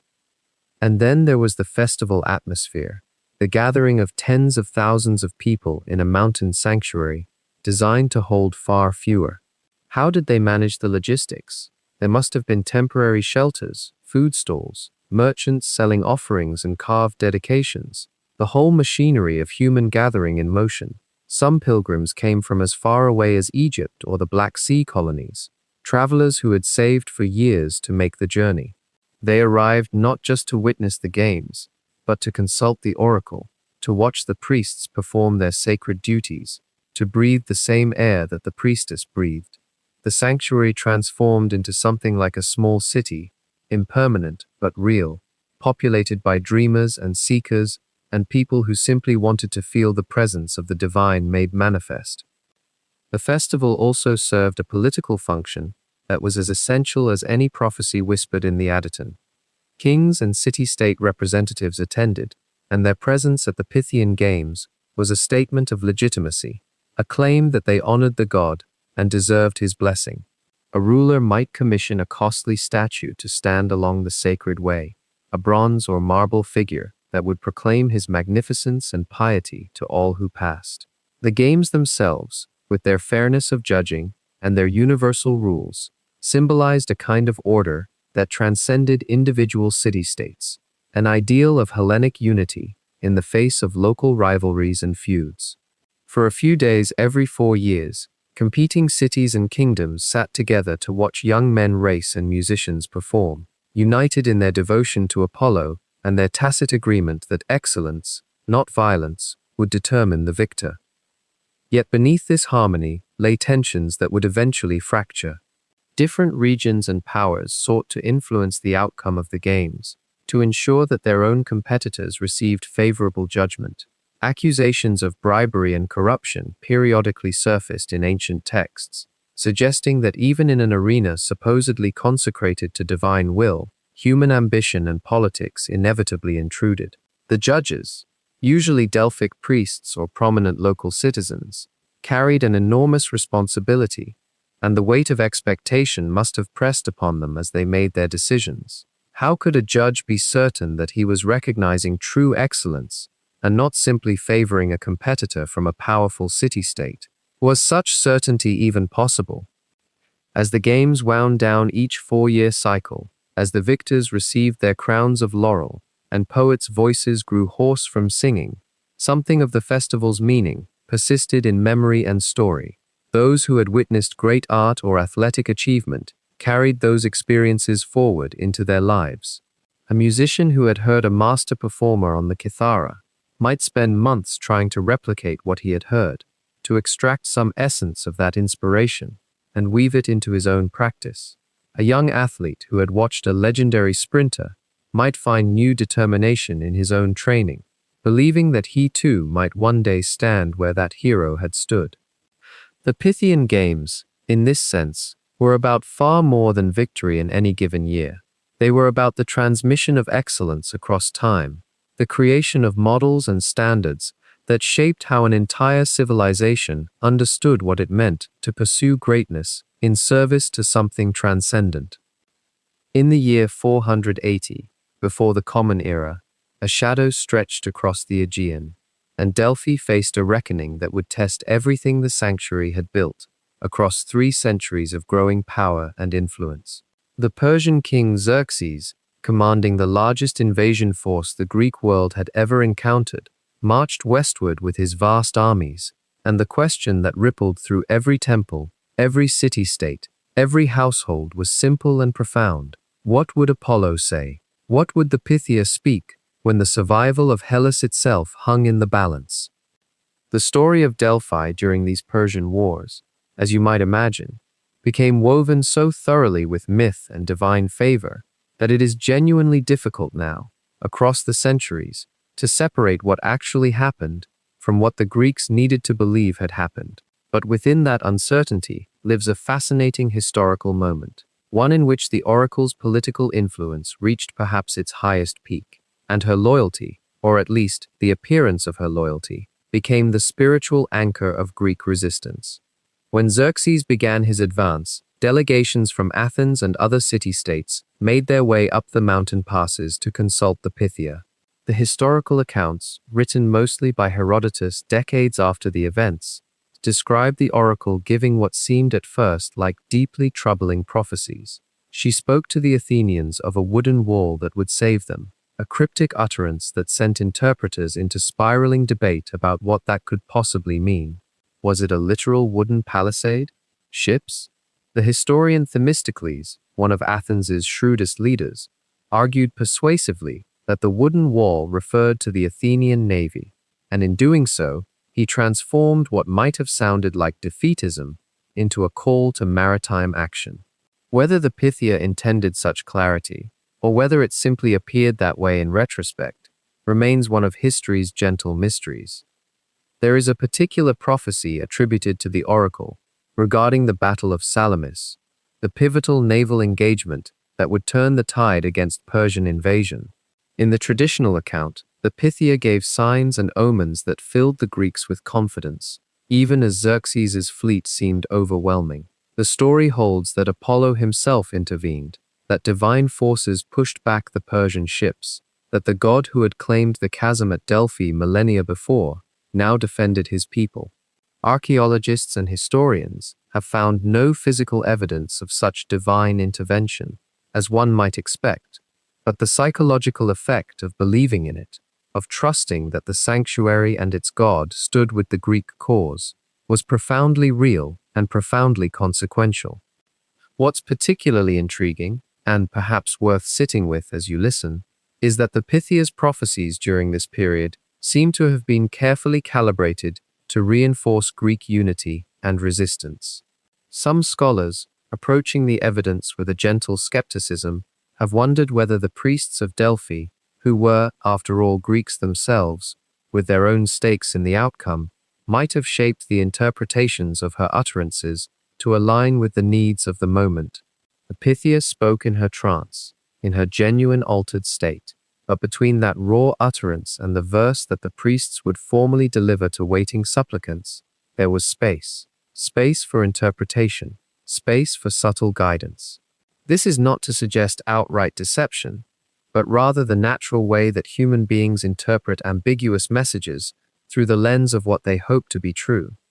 The aftermath of Persian defeat transformed Delphi's standing in the Greek world fundamentally. The sanctuary had, through the oracle's words, become associated with Greek victory and divine favor. Wealthy city-states and grateful kings sent even more magnificent offerings to the treasury at Delphi. The temple treasuries grew richer. The sacred way accumulated more statues and monuments, celebrating Greek unity and triumph. The notion that Apollo had fought alongside the Greeks, that the oracle had spoken with foreknowledge of victory, crystallized into something like sacred history, a narrative that felt true because it had become the story everyone agreed upon. Yet within this moment of apparently soaring influence, there existed a deeper fragility, though few seemed to notice it in the immediate aftermath of triumph. The oracle's power had always rested on a kind of studied ambiguity, a mysterious opacity that allowed each questioner to find confirmation of their own hopes within her words. But during the Persian Wars, the Pythia had essentially aligned herself with a particular political outcome, with particular Greek city-states, and with a particular vision of what Hellas should become. This alignment would prove costly in the longer arc of the oracle's history. Once you have chosen sides, once you are seen as favoring one power over another, the aura of impartial divine wisdom becomes harder to maintain. The decades following Xerxes' retreat saw Athens rise as a dominant naval power, and Sparta consolidate its position as the preeminent land force. Both cities had received prophecies from Delphi, and both believed, or had convinced themselves, that the oracle favored their ascendancy. When these two great powers eventually turned toward each other, when the Peloponnesian War tore the Greek world apart in the late 5th century, the oracle found herself in an extraordinary position. Both sides sought her endorsement, both sides believed they had received her blessing, and both sides would interpret her increasingly contradictory utterances as evidence of their favored status. The oracle's shifting loyalties during this period, whether understood as genuine spiritual insight or as politically shrewd adaptation, mark a transition in her historical role. She was no longer primarily the voice of transcendent wisdom, the speaker of timeless truths. She had become, increasingly, a participant in the power struggles of the mortal world below, and that descent from the realm of pure prophecy into the realm of political interest was a descent from which she would never fully recover. But that story, the slow fading of the oracle's influence as external events shifted around her, belongs to another chapter in the long 1,000-year narrative of Delphi. For now, in this moment in the 5th century before the Common Era, she still seemed luminous with divine authority, still seemed to hold within her trance the fate of nations. For nearly 7 centuries, the oracle had spoken without interruption, her voice carrying the weight of empires and the hopes of countless pilgrims who climbed the mountain seeking answers to questions that burned in their hearts. The sanctuary at Delphi had grown into something almost beyond human scale. Treasuries lined the sacred way, marble gleamed where once there had been only stone and sacred shadow, and the priesthood had refined the rituals of consultation into an elaborate dance of preparation and interpretation. Yet, as the 2nd century of the Common Era unfolded, something quiet and almost imperceptible began to shift in the chambers beneath Apollo's temple. Rome's rise had not conquered Delphi so much as it had absorbed it, and with that absorption came a peculiar kind of curiosity. The Roman mind, practical and accustomed to measuring and cataloging the world, approached the oracle with questions both reverent and skeptical. Where Greek city-states had once trembled before her words, seeking to understand their place in a cosmos governed by divine will, Roman generals and emperors arrived increasingly skeptical, testing her knowledge, probing the limits of her wisdom. The sanctuary, which had once seemed a place where heaven itself opened to speak, gradually began to feel like one oracle among many, remarkable, certainly, but no longer utterly unique in the expanding Roman world. By the time Nero arrived at Delphi in the mid-1st century, the shift had already begun to manifest. The emperor, that figure of towering narcissism and violent ambition, came to the oracle as one might visit a curiosity, seeking validation for his own grandiose self-conception. Nero had already performed throughout Greece, had already convinced audiences and courtiers alike to pretend at enthusiasm for his singing and chariot racing, and he came to Delphi with the expectation, almost the demand, that the oracle would confirm his genius. What happened in that consultation, shrouded as it is in the accounts of later historians, speaks to something troubling about the oracle's final centuries. According to the sources that have survived, the Pythia pronounced that Nero's voice would echo forever, and that none could rival his artistry. Whether she spoke in genuine trance or in diplomatic calculation, whether she was bullied or bought, the result was the same. The words sounded hollow, a performance rather than an utterance of cosmic truth. This is perhaps the quietest tragedy of decline, not sudden ruin, but the gradual erosion of faith in the very mechanism of prophecy itself. The question that must have whispered through the minds of the priesthood, though we have no direct records of such doubts, is whether an oracle can maintain her power when everyone in the room knows that power has become negotiable, when an emperor can command the words that emerge from the sacred chasm, when consultation has become a transaction rather than a communion with the divine. What remains of the oracle's authority? The Pythia may have continued to enter the inner chamber, may have continued to inhale whatever vapors rose from beneath the earth, may have continued to speak in a voice that seemed to come from elsewhere, but the fundamental contract between the sanctuary and the world had been fractured. The accounts from this period, fragmented though they are, suggest something equally troubling. The clarity was fading. Later visitors reported that the Pythia's utterances had become less coherent, more garbled, less amenable to the kind of interpretation that had once allowed the priests to craft profound wisdom from ambiguous words. Whether this was due to changes in the geological vapors that rose beneath the temple, or to the selection of a Pythia who was less gifted at the trance state, or simply to the fact that the priesthood's ability to shape and interpret her words had diminished with the loss of cultural authority, we cannot know with certainty. But the reports accumulate. The oracle is growing unclear. The voice is becoming obscure. The words are no longer quite so easily read as revelation. It is worth pausing here to consider what this decline must have felt like to those who remained devoted to the sanctuary. Imagine having spent your entire life as a priest of Apollo, your identity bound up in the transmission of divine wisdom, watching as the mechanism that gave meaning to your existence began to sputter and fade. Imagine the pilgrims who arrived still, seeking guidance, only to find that the words they received were ambiguous in a different way, not profound ambiguity that rewarded deep interpretation, but confused ambiguity that suggested exhaustion or indifference. The oracle had always been difficult to understand, had always required priestly translation, but there had always been an underlying coherence to her words, a sense that there was something there to be decoded. As the centuries progressed into the later imperial period, even that sense began to dissipate. The very thing that had protected the oracle for so long, the ability to give answers that could mean nearly anything to nearly anyone, now became a liability.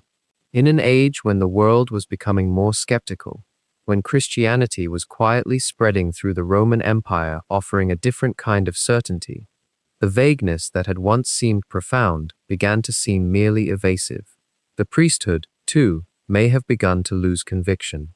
If the emperor could command a prophecy, if political favor had so thoroughly compromised the sanctuary, could one truly believe in the voice from below any longer? And yet the oracle continued. Pilgrims still climbed the mountain. Consultations still took place in the shadow of Apollo's temple. The Pythia still descended into the inner chamber, still inhaled whatever was in the air around that sacred spring, still spoke words that emerged from some combination of geology, psychology, learned performance, and perhaps, though increasingly this seemed to matter less and less, divine inspiration. The rituals persisted, but like an echo growing fainter with each repetition, the sense of something sacred at the center had begun to dim. In the later imperial period, there are accounts suggesting that the oracle's reputation had become almost quaint among the educated classes. A remarkable historical institution, certainly, but no longer a force that shaped the destiny of nations. Kings and emperors still occasionally sought consultation, but with a kind of antiquarian interest rather than desperate hope. The questions that had once driven the greatest figures in the world to seek the oracle's wisdom, questions about fate, about destiny, about the alignment of human action with cosmic order, were increasingly being asked of different authorities, different gods, different systems of understanding the world. Yet Delphi endured, maintained by an empire that, whatever its pragmatic skepticism, still honored the old ways as part of the continuity of Hellenism. The sanctuary existed in a kind of twilight, neither fully alive with power nor yet abandoned, sustained by tradition and architecture and the lingering memory of what it had once been. The 4th century arrived with a different kind of light falling across the marble temples of Delphi. It was not the golden slant of morning worship or the amber glow of festival processions, but something harder, more austere, casting long shadows across the sacred way. The world that had sustained the oracle for nearly 1,000 years was beginning to turn away, slowly at first, then with gathering momentum, toward a faith that spoke not in riddles but in certainties. By the time the Roman Emperor Theodosius I sat upon his throne, the machinery of Delphi had grown creaking and uncertain. Theodosius, who ruled in the late 4th century, inherited an empire already fracturing along spiritual fault lines. He was himself a Christian, baptized in blood and water, and he carried with him a conviction that would reshape the entire Mediterranean world. In the year 391, he issued an edict that forbade the worship of pagan gods. It was not a sudden blow, but rather the closing of a great door, deliberate and final. The temples of the old gods, those structures that had stood for centuries, were no longer to be sites of public ritual and sacrifice. The smoke that had risen from 10,000 altars was to cease. Delphi, in those final years, became quieter than it had been in living memory. The Pythia herself, that figure whose voice had shaped wars and founded colonies, whose cryptic utterances had been debated by philosophers and heeded by kings, began to fade from the records. When did she speak her last prophecy? The exact moment remains obscured, lost to the gentle dissolution of history.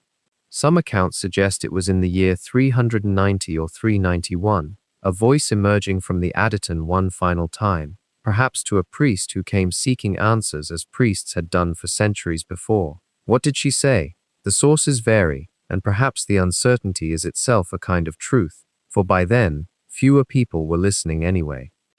One fragment has endured through the centuries, a prophecy supposedly given in these final years, and it carries an almost haunting quality of finality. The Pythia is said to have declared to a priest who came seeking guidance, "Tell the king that the fair wrought house has fallen.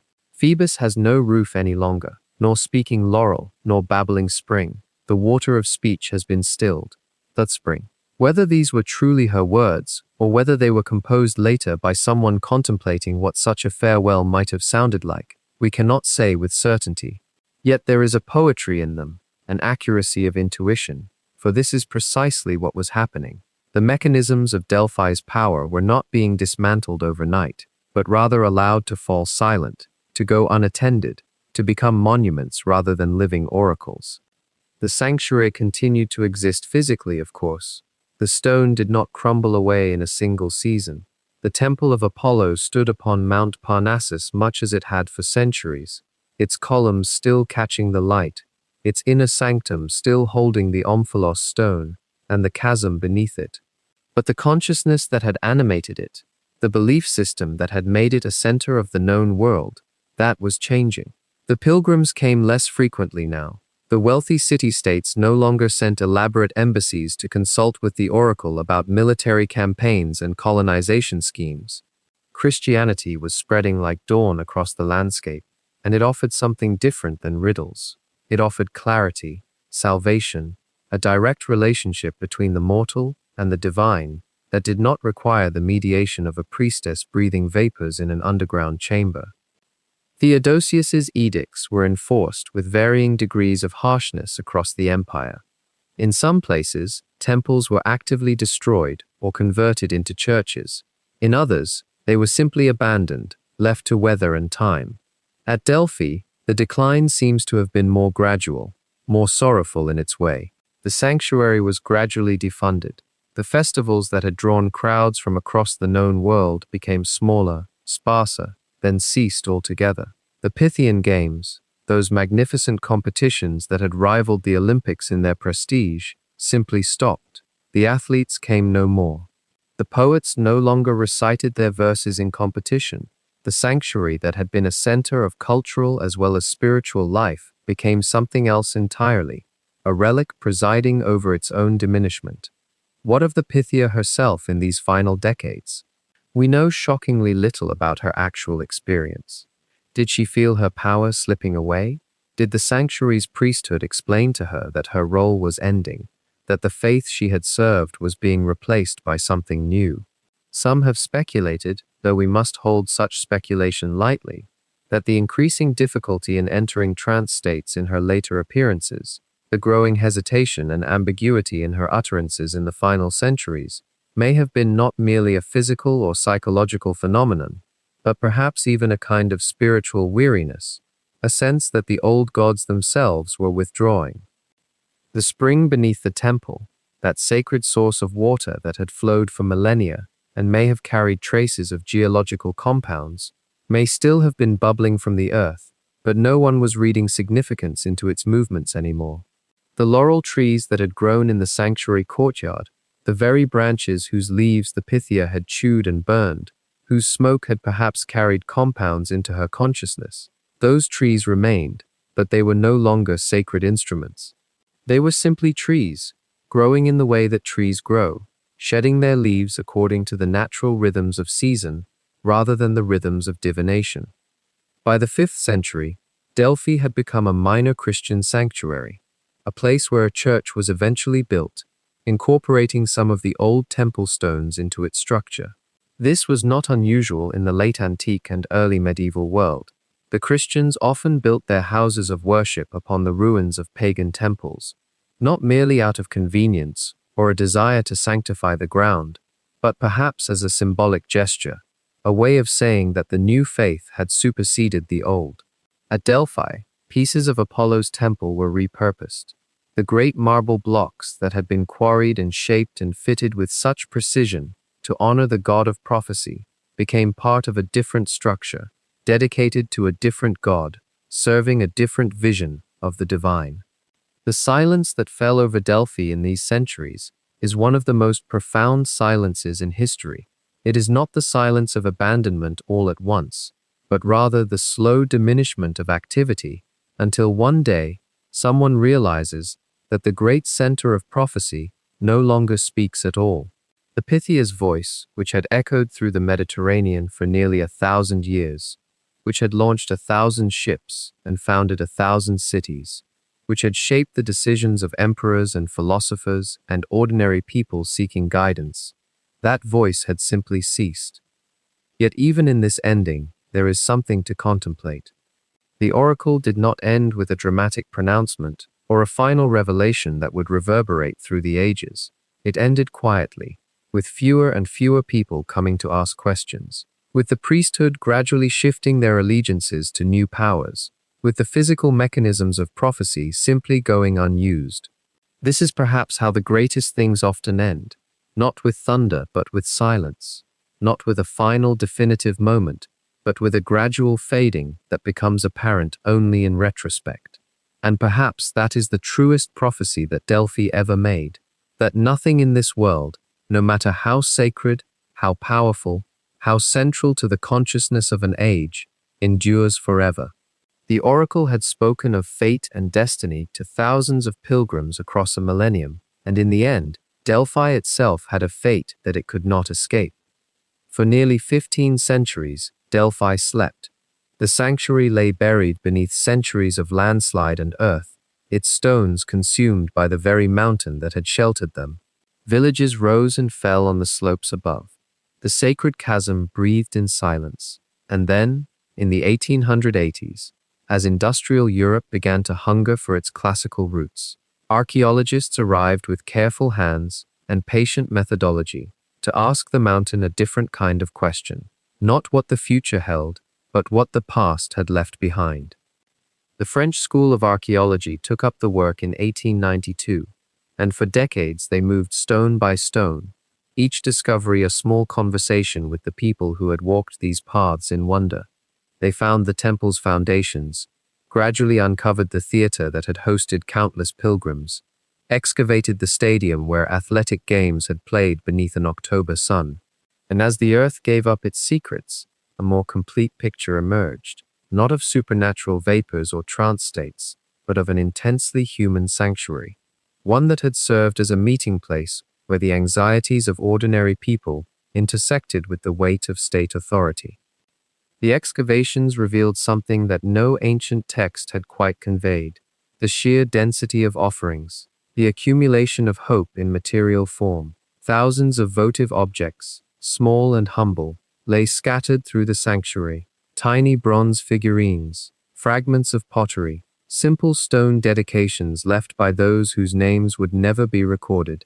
A merchant's wife seeking safe passage, a farmer hoping for better harvests, a young soldier asking for courage in an approaching war. These nameless voices spoke across the millennia, their hopes somehow more poignant in their simplicity than the grand prophecies given to kings. What the archaeologists could not excavate, of course, was certainty itself. The question that had haunted scholars since the 18th century, whether the Pythia's trance was induced by geological vapors rising through the chasm, or by ritual, suggestion, sacred dramaturgy, and her own immense training, remained delicately unresolved. The geological surveys found little evidence of any significant volcanic gases that would produce altered consciousness. The researchers who tested the site found minimal ethylene or other volatile compounds, yet the very possibility lingered in the air of the Adyton, neither provably true nor entirely dismissible. Perhaps what mattered most was not the mechanism, but the fact that for 1,000 years, people believed they were hearing something larger than themselves in that sacred chamber, and in that collective belief, wasn't there its own form of truth? The modern world has treated Delphi gently, in its way. The site stands now as a profound ruin, neither fully restored nor abandoned to wild overgrowth. You can walk the sacred way much as ancient pilgrims did, can climb to the theater and sit among the stone seats, can stand in the courtyard of the temple and feel the presence of absence. The archaeological museum, built with restraint into the hillside, houses the great sculptures: the charioteer of Delphi with his fixed, serene gaze, the marble sphinxes and golden ornaments, fragments of the stories that once animated this place. And as evening settles over Mount Parnassus, as the last tour groups depart, and the light begins to soften into amber and then to blue, something quieter takes hold. The ruins seem to breathe more slowly. The cicadas sing their ceaseless songs. The spring water still flows, as it has for countless centuries, down from the mountain into the valley below. The rock faces that held the sanctuary still stand, worn smooth by wind and time, indifferent to the weight of meaning that once pressed upon them. There is a particular peace that dwells in thoroughly excavated ruins, in places where both the glory and the fragility of human endeavor have been fully exposed. Delphi offers no more prophecies, makes no claims about the future. It simply rests, offering instead a kind of gentle instruction through its own example. It teaches that power itself is temporary, that certainty fades, that the great stone temples we build with such effort will one day be puzzles for future archaeologists to piece together. It reminds us that even the most revered oracles cannot truly answer the questions that matter most. They can only reflect back to us what we bring to them, magnified through the lens of our own deepest fears and hungers. The listener who visits Delphi today participates in a different kind of prophecy, perhaps. Not a prediction of what will come, but a reckoning with what has already passed, and with the slow, patient work of memory itself. Every stone that has been carefully returned to its place is an act of remembrance. Every fragment studied under museum light is a conversation across time. The archaeologists who spent their careers here were asking the oracle a new kind of question. Not, what should I do? But, how did they live? What did they believe? Who were these people whose hopes were offered up to the mountain? And the mountain, as always, keeps its counsel. It does not reveal grand cosmic truths. It simply endures, its slopes still fragrant with laurel in the spring, its shadows still deep and cooling in the heat of summer. The Pleistos River still flows through its valley. The wind still carries voices across the ridges, though now those voices are often in modern languages, though now the people who come are mostly seeking beauty rather than guidance. As night falls more completely, the ruins of Delphi become even quieter. The thermal imaging equipment comes down, the notebooks are closed, The last archaeologist locks the gate and walks down the slope toward the village, and the sanctuary is left to itself. In that darkness, there is no prophecy being uttered, no oracle breathing vapors, no priests interpreting ambiguous words. There is only stone and memory, and the profound hush that settles over places where human meaning has once concentrated itself so intensely that even its withdrawal leaves an echo. Perhaps that echo is enough. Perhaps the true oracle of Delphi, the one that continues to speak even now in its silence, is simply the reminder that we are always seeking answers to questions the future cannot tell us. We climb the mountains of our own hope and anxiety. We listen intently for voices larger than ourselves. And in that listening, in that willingness to be humbled by our own smallness and uncertainty, we find something that no specific prophecy could ever contain, a kind of peace in the acceptance that the future will unfold as it must, and that our deepest wisdom often lies in the simple acknowledgement of all we do not and cannot know.